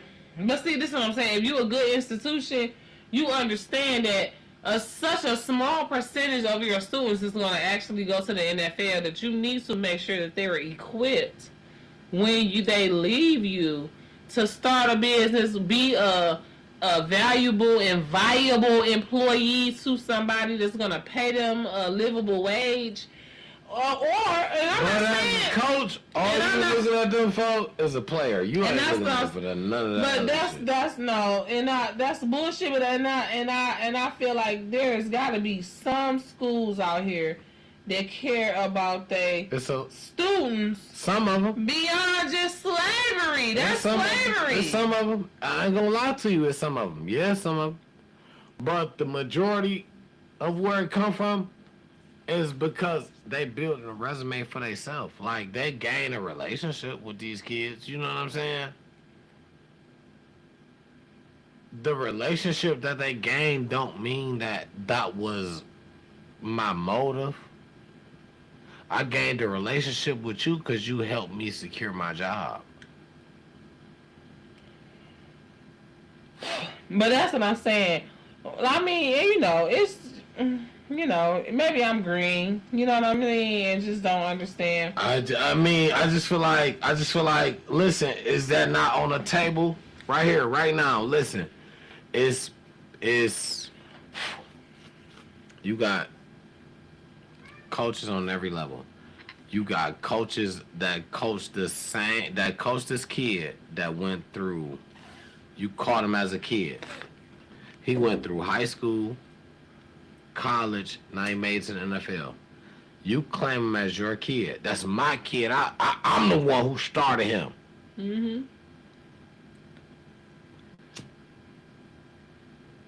What are we doing that for, right? What are we doing what for? The climbing? What are we doing? Training? What are we doing this whole business for, starting it for, right?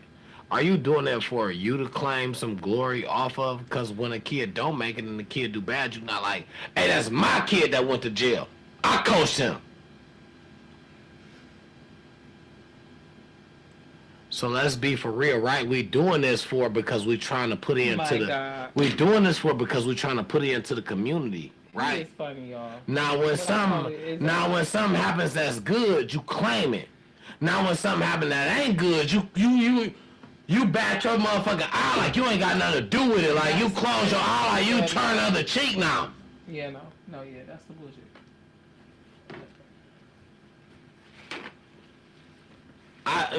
I just feel like it's a lot of coaches that do it for the wrong reasons. I watch motherfuckers, and I watched a lot of it. A lot of it is betting. Oh, wow. And betting ain't teaching sportsmanship, right? Oh, wow. The whole kid shit, and this is betting early. This is PAL. This is before. Oh, my God. This is 7, 8. I think betting on the PAL game. Man, what? Oh, yeah, especially Man, Detroit what? niggas, man. Man, oh, my what? goodness. These niggas are betting. My team can beat your team, I bet thousands. And this is why they yelling. Especially like the owners and This is like why they yelling at these kids like this, because there's thousands of dollars online and you not even teaching these kids sportsmanship no more because your money on the line. Where do the sportsmanship... You ain't even got no motherfucking sportsmanship. Yeah, anymore. where do the sportsmanship come in at? Let alone... Because you so mad at the kid for doing wrong. Making a mistake, that's how you learn and get better. You so What mad. kind of coach are you? You so mad that you ain't took the time to teach them how to get better the next time because you so fast to be thinking about, off week. This my off week. You gotta come out. Come out. Come out. Hell no. What you doing? What the fuck? I told you do this and do that and do this and do this. Oh my God. When we was at that game, we was prepping for your game. I had just thought about this the other day, so when I thought about it word for word, the coach said some shit to that team, to that player. He was like, I'm not about to keep holding your hand. Is that it? I think that's what he said to that little boy. Like, I ain't about to keep holding your hand, holding your motherfucking hand.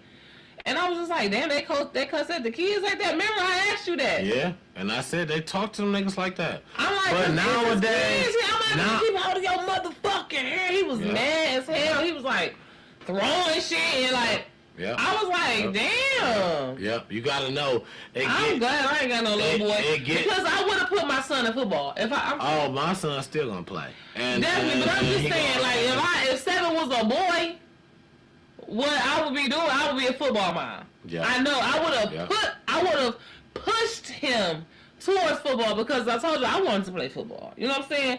So you would have been there. You know what I'm saying? So you would have seen if it was time to change teams. You would have known. Like, oh yeah. But I'm just saying, I know I would have been that mom that would have been like, yeah, no, you gotta be fucked up. Yeah. You're not finna talk now. But at the same time, I understand a little tough love is okay. A little tough coaching. Sometimes you gotta be tough, especially with kids, especially with little boys. Just like you had to say you had to move your daughter out the school that she was in to move.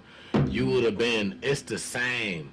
You probably would have been like, okay, I know you, listen, you good with football, I like you playing, and you like to play. As long as he wouldn't have told you, I don't want to play, I do want to play, and you like, no, you ain't getting treated right, you'd have just took him to another team.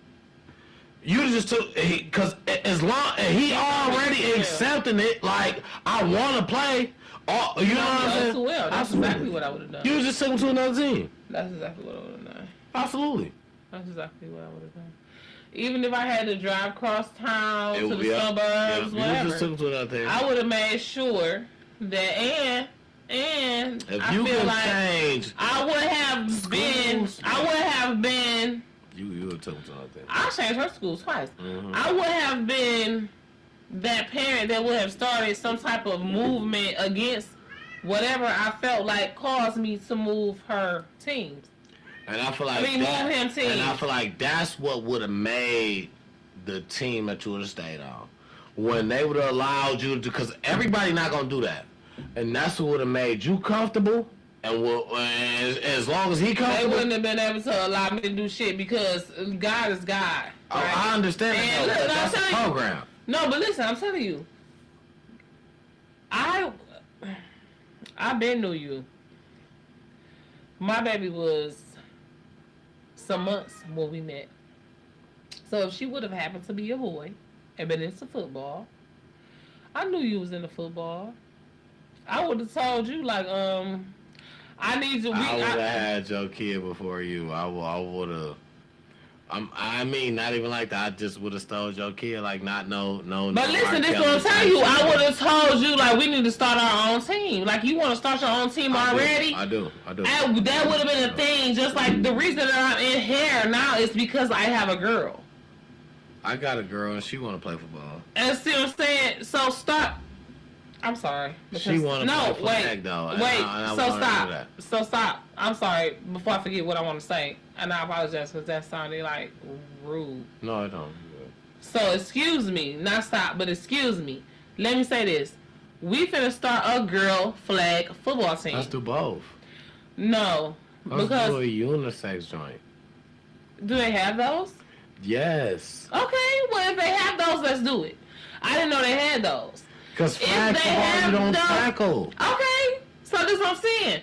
If they have unisex flag football teams, that's what we finna start. Because that way we can train the girl and the boy. Because you know I like to call him the boy. Yeah, we can change the girl and the boy. We can train the girl and the boy together and have them on. Because it's probably going to be separate teams because she's going to be on an older team than here. But we can have 2 tiers. But just think about how that'll be like for the girls playing with, because you playing flag. For the girls playing flag. It's not 2 teams. It's right, unisex for the girls playing flag with the boys. It will be 2 teams. It will be 2 teams on age level though, right? No. He would play with girls her age and her size. Oh, yo, age levels. Age levels, yeah, on age levels. That's what I'm saying, right? Because I'm like, that's not fair. That he's trying to catch somebody that age. No. You're right. No, don't do my age like levels, that. Yeah. No, I'm not. No. So that's what I'm saying. We have 2 age levels. You have elementary and you have middle. Because you have like... You would do them to ages like not even that far. Like to like a year apart. Like...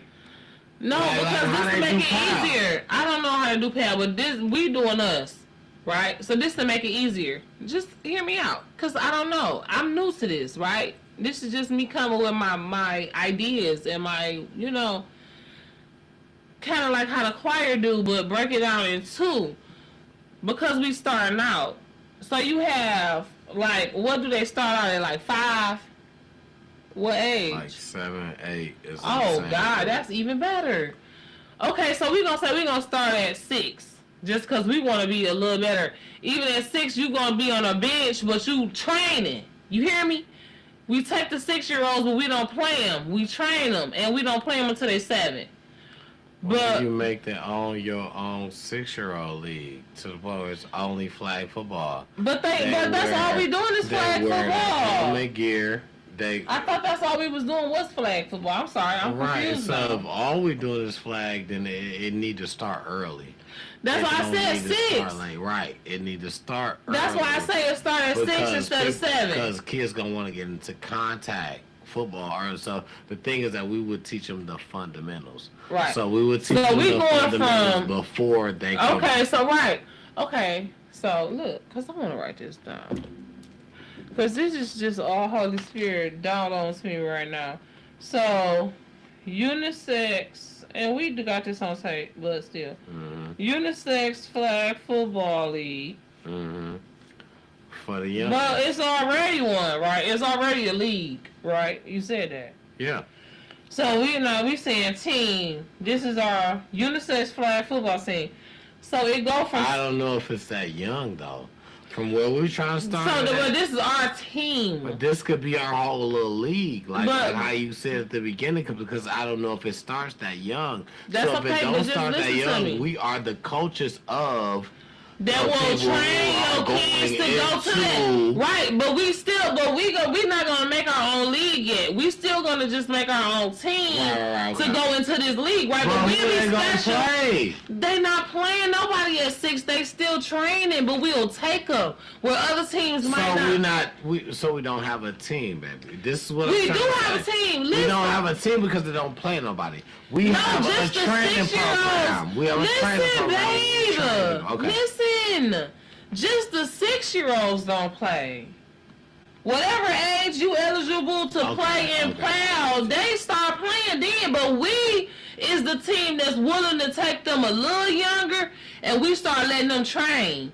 We let them do scrimmages and shit, and we letting them work out, and we teaching them drills and shit like that. Mm-hmm. That first year, we might even take them at 5, cause we ain't playing them, we just training them, so that when they get to 7, they that much better. People coming from our team, our training camp, you know what I'm saying?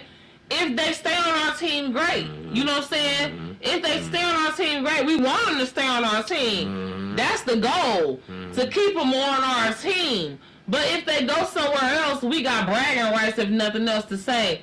They trained with us the first 2 years before they even got to you. The reason why they that good to where they was able to fuck with us on the team they're going against us now is because we trained them.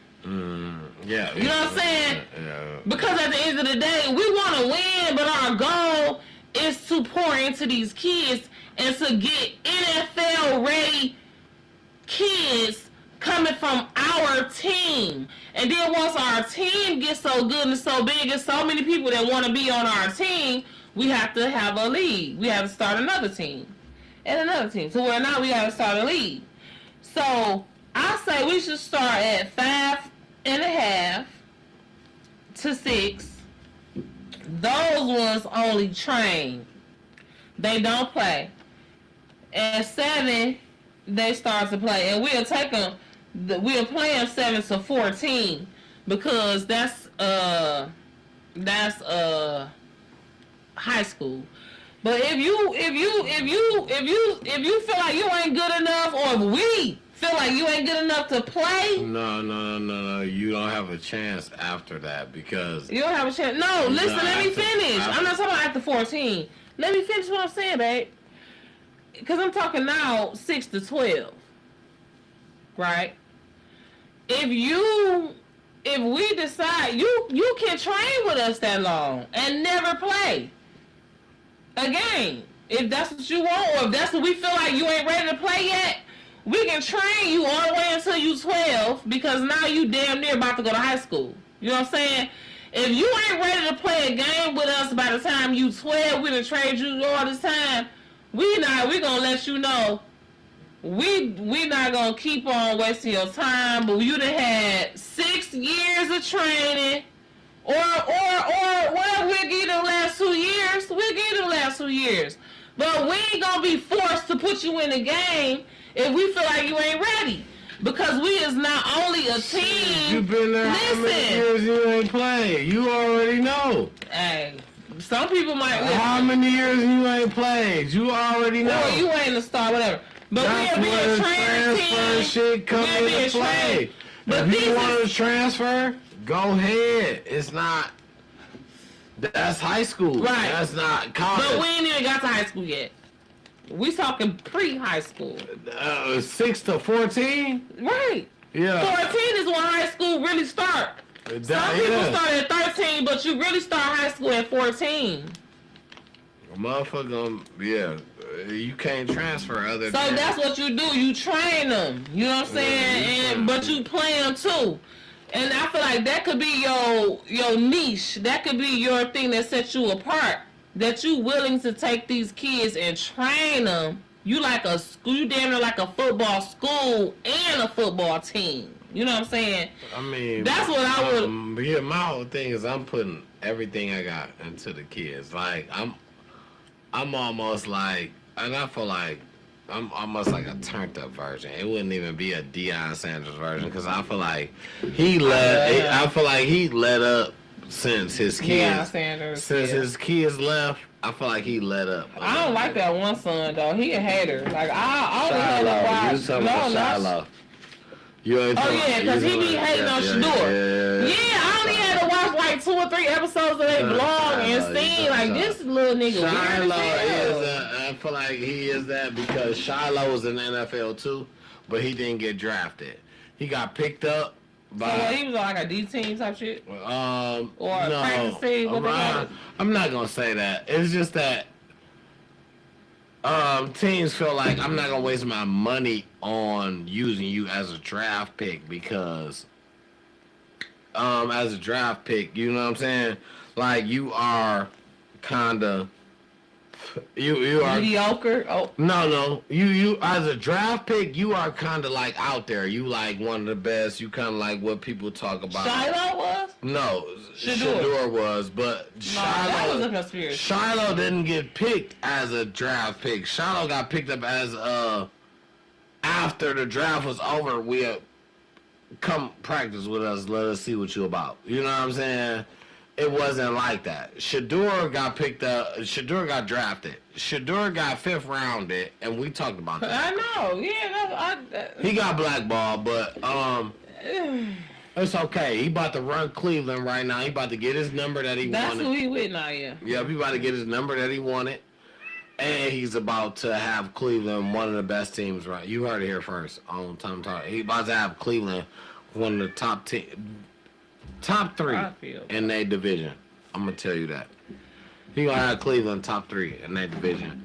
And, you know, just get a boy his props, man. And Shiloh just wasn't that, and that's why he went to streaming and shit like that. Just because he don't fit the criteria of the position that he play.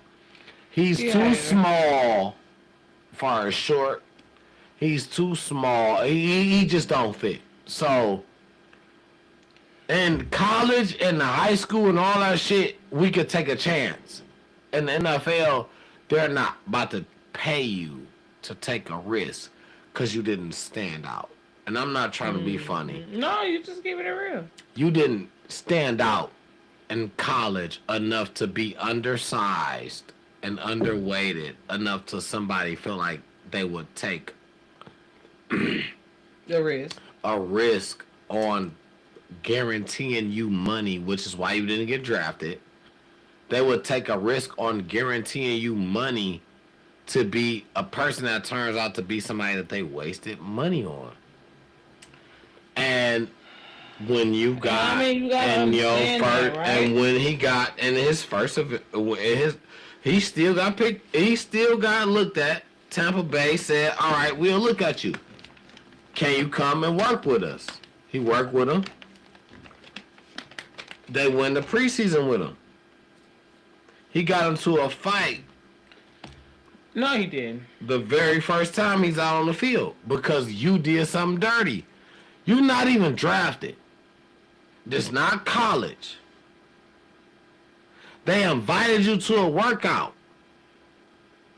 You're fighting with somebody else from a whole nother team during a preseason game. Did you honestly think that she was gonna make it?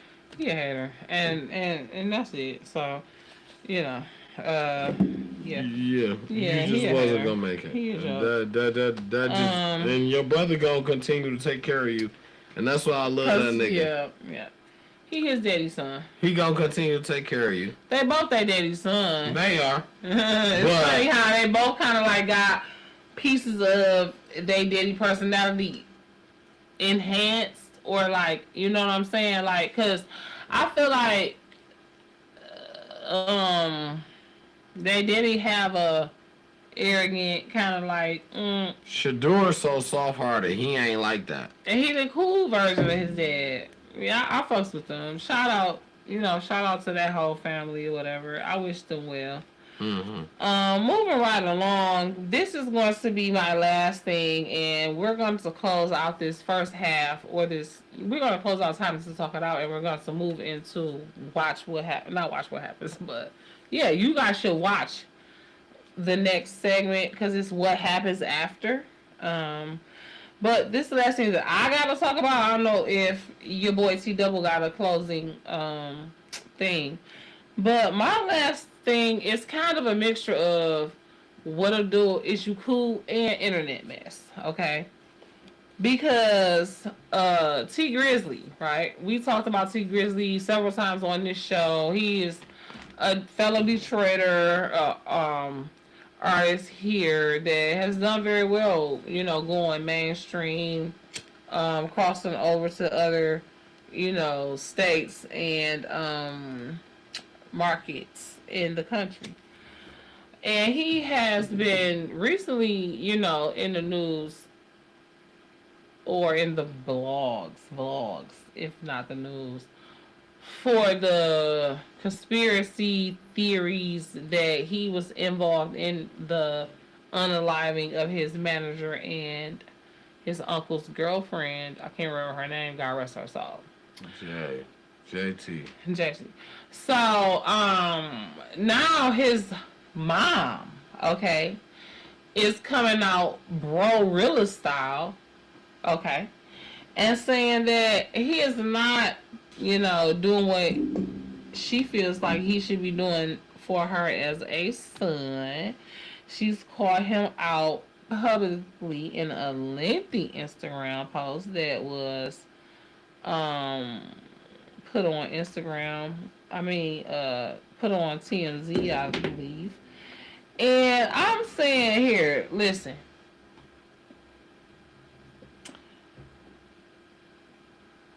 For me, I'm gonna take care of my mama. I got an entourage. I'm a whole, and here's the thing. I've seen people run to their mama when their mama was literal trash at being a parent. You know what I'm saying? Literal trash. Literally sat there and just did, everything with their kid that a parent wasn't supposed to. And we even talk about like no incestual type shit. I'm just talking about like smoke, drink, showed them how to steal. You know what I'm saying? Showed them how to mess around with dudes to get money out of them. They knew that eventually, if not right away, their kid was going to be involved in, sexual activities with these guys that they was hooking them up with. There's no perfect parent. But at the same time, it's like, I don't care what I did. If you can acknowledge me as your mom, how can you see me out here literally just struggle? I'm not saying you gotta purchase me a mansion in Girls Point. You know what I'm saying? And so, but T Grizzly, listen here. I don't know about him. That's all I'm saying. And I do dig some of his music, especially the song with him and Chris Brown and Mariah the Sciences. I really like that song. First Day Out was good. You know what I mean? But I just don't really know about him. His mom is calling him out. She's saying that basically he's not taking care of her like he should. And I just want to say, if that's true, shame on you, T Grizzly. You take care of your mom. I don't care what she done. The Bible says, too, that when you take care of your parent, your days will be long. It didn't say that they had to be good parents. It literally don't say that. They could be the shittiest parents ever. But if you get the opportunity, you need to take care of them if they need you. Because you want to know what? Your heavenly father, your heavenly parent is going to reward you for it. Because it's not about what they did. You can't be held accountable for what they did or didn't do, but you could be held accountable for what you did and didn't do. So I advise you that if you get the opportunity, take care of your parent. Even if you have to use it as therapy and tell them about themselves the whole time, take care of your parent. T Grizzly, if you're not taking care of your mom, I'm gonna pray for you because I feel shame on you. I feel shame on you. Yep, that's bad. If you ain't doing that. I feel shame on you. And she called him out. She says that he's not. I don't want to read the whole thing on the show. I seen that. No, but I seen if that. you need, I'll put the thing up here. You can pause it. If you was supporting Glorilla and Brorilla, then if you ain't supporting T Grizzly Mama, why she saying that, and she the one who, they was siblings. That's his mama. That's something different. So literally, because I wasn't supporting Glorilla. Right. I wasn't. I felt like she was on some BS. But so I feel like if you was even supporting that, and I'm a big sister. And you feel just like as much as I'm gonna support this, just as much as I'm a mom to my daughter, I'm a big sister to my little brother. And in the mom capacity, but I wouldn't. My brother had a family. Like, I would still call him my daughter. And my little sister that I got. That's right. And you wanna know what though? I would call them out though. I ain't even gonna lie. If I felt like, but I probably wouldn't do it publicly. But I probably would though. But if I did it publicly, it's because I already did it in their face. I mean, we don't know what happened behind closed. We don't know what happened. And now I'm mad. We don't know what happened. But I'm just saying, like, in that case, yeah.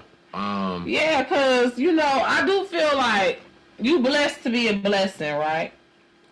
So at any time. Yeah, so God don't want you to hold your blessings, you know, to yourself.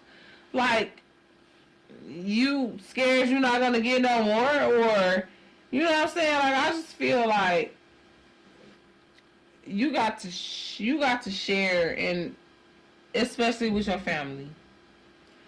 So, I just really want to say that I appreciate you guys for being here. Oh no! I really want to say that I appreciate you for being here. We're gonna end it with this, and I try not.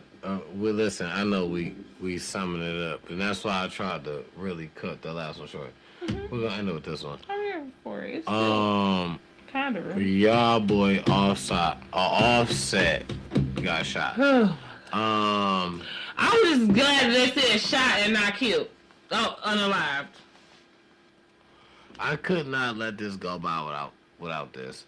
Y'all boy Offset, he got shot right at the casino. And you know what? By Hollywood Casino.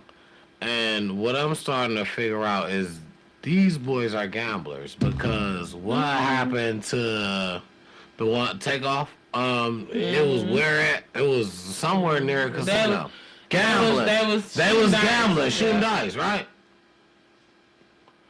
Offset got this so bad that I think that he is in debt with casinos, to the point where he is in debt with one of Detroit casinos for 100,000, then somewhere else for 900,000. It's just crazy that the gambling spirit has just took over of him. I'm so glad that you realize that it's a spirit. To the point the spirit of luck. You can, and that's why I don't play the lottery like that, because it's an addiction just like that. It's a spirit, just like these spirits. Just like, oh yeah, I'm sorry.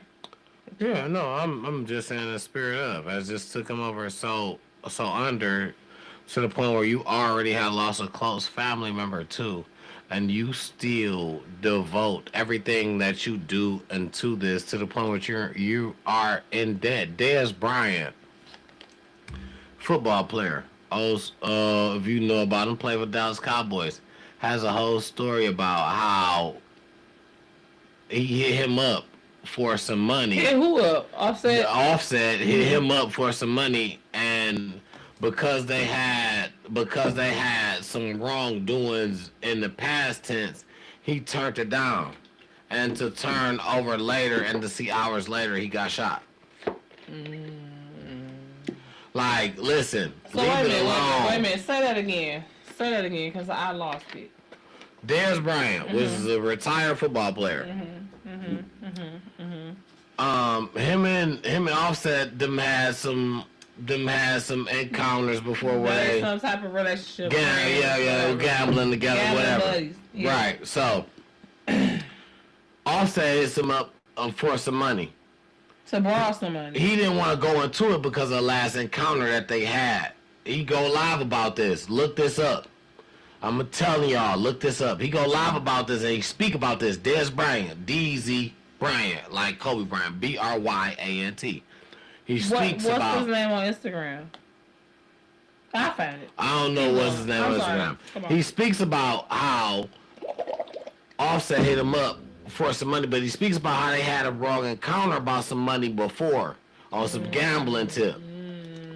Nah, he tried to make it up to him like, whatever, you know what I'm saying? I give you whatever, like, it ain't like that, bro, whatever. So however the story went. He speaks about how Offset hit him up like probably hours before the whole incident happens. And Offset is telling him, you know what I'm saying, ask him to borrow some money or something like that. You know what I'm saying? Okay. Before he gets banged. Okay. You know what I'm saying? He's asking, and it just goes to show how far that you are just like misconceived. Like you are just like into the world of that. You got the wrong perception of how this goes. You know what I'm saying? You are praying to the wrong God, should I say. You need therapy. And you need to dial back, brother, because as you can see, that's almost, I feel like that's a test to show you this can cost you everything, your whole everything. Did you not already learn from the loss that you took? And I feel like you getting a warning. He didn't get one. It wasn't a warning. You know what I'm saying? Man, listen, man. Slow down, man. Slow down. That part. And people try to say Cardi was there. No, she stayed on tour. She had, listen, because she already said what she said about the whole situation, about the nigga, what she wished. You know what I'm saying? And that's what I was going to say. If you know, you know. I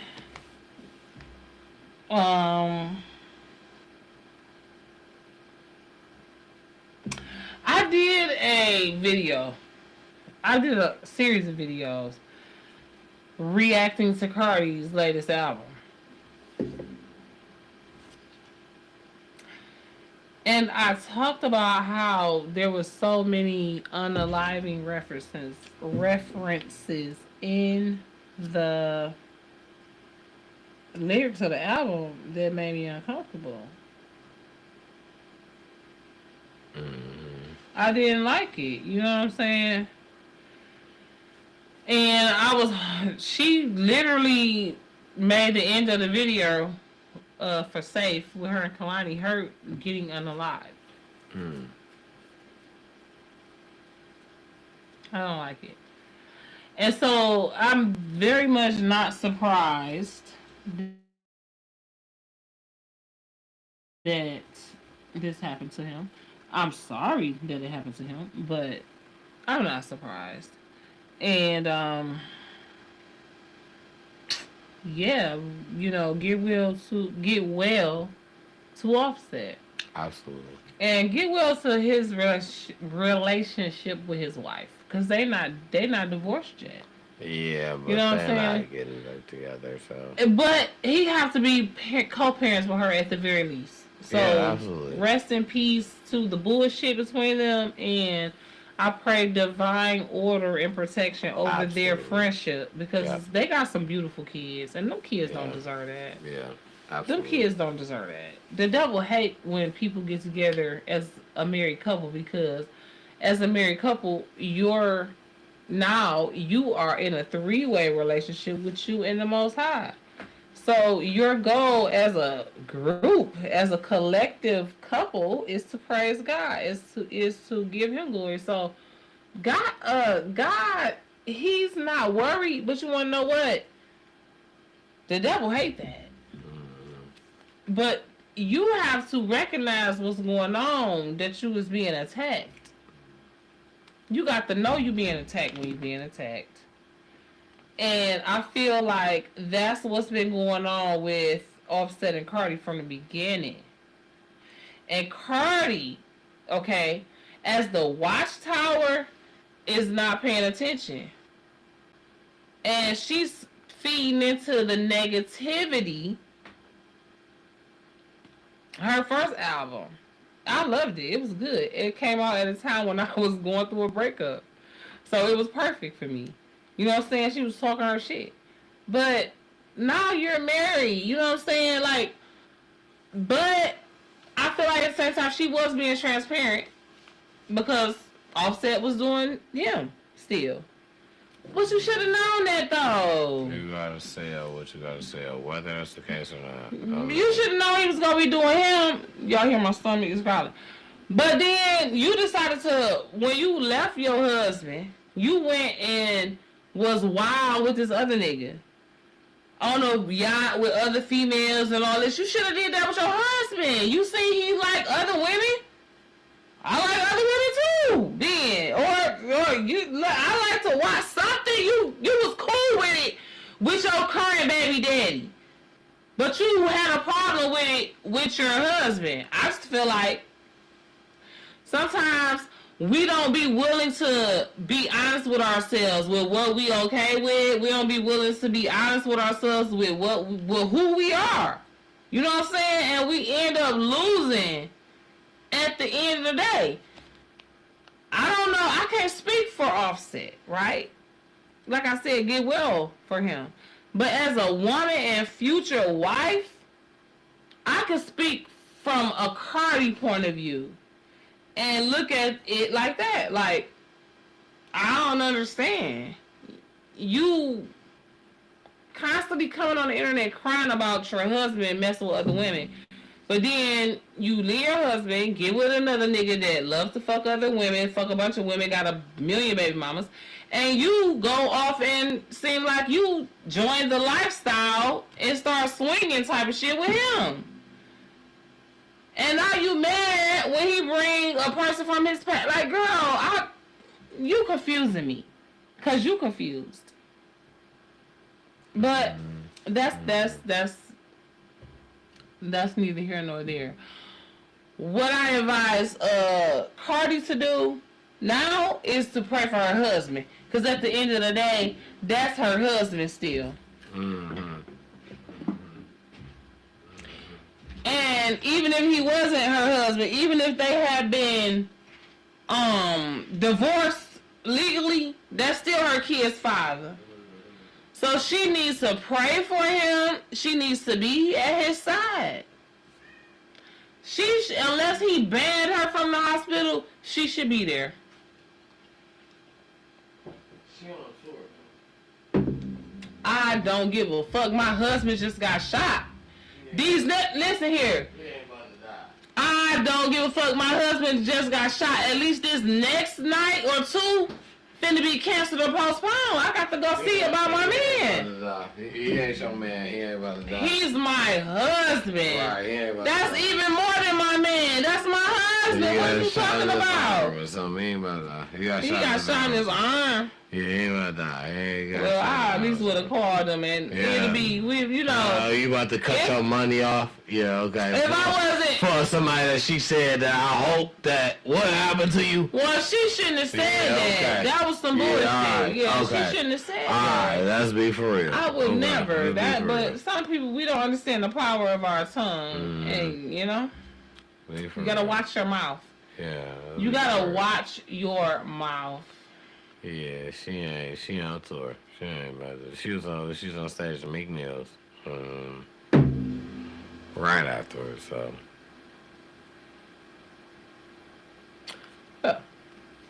Listen here. God bless them. I pray the blood of Jesus over Offset's arm, leg, whatever he got shot in, over their relationship, especially over their kids. I rebuke any plans of the devil and his generational curses that he may have planned for them babies. The buck stops with them. They will not have to deal with the stuff that their mom and dad is dealing with. And that is in Jesus' mighty name. Listen here. I thank you guys for being here. Y'all are the bee's knees. And if you don't know what that is, neither do I. But I feel like it's something really special. You understand what I'm saying? And I'm grateful to have you guys, whether you came on the live, whether you're watching us on the edited version where I, put my little twist on it. We're grateful to have you. Your boy T Double is You know, he's amazing. I'm grateful to have him as a co-host. If you don't know, you gonna learn eventually because we ain't going nowhere. We're on your computer screen. We're on your TV screen. We're on your phone. And I mean,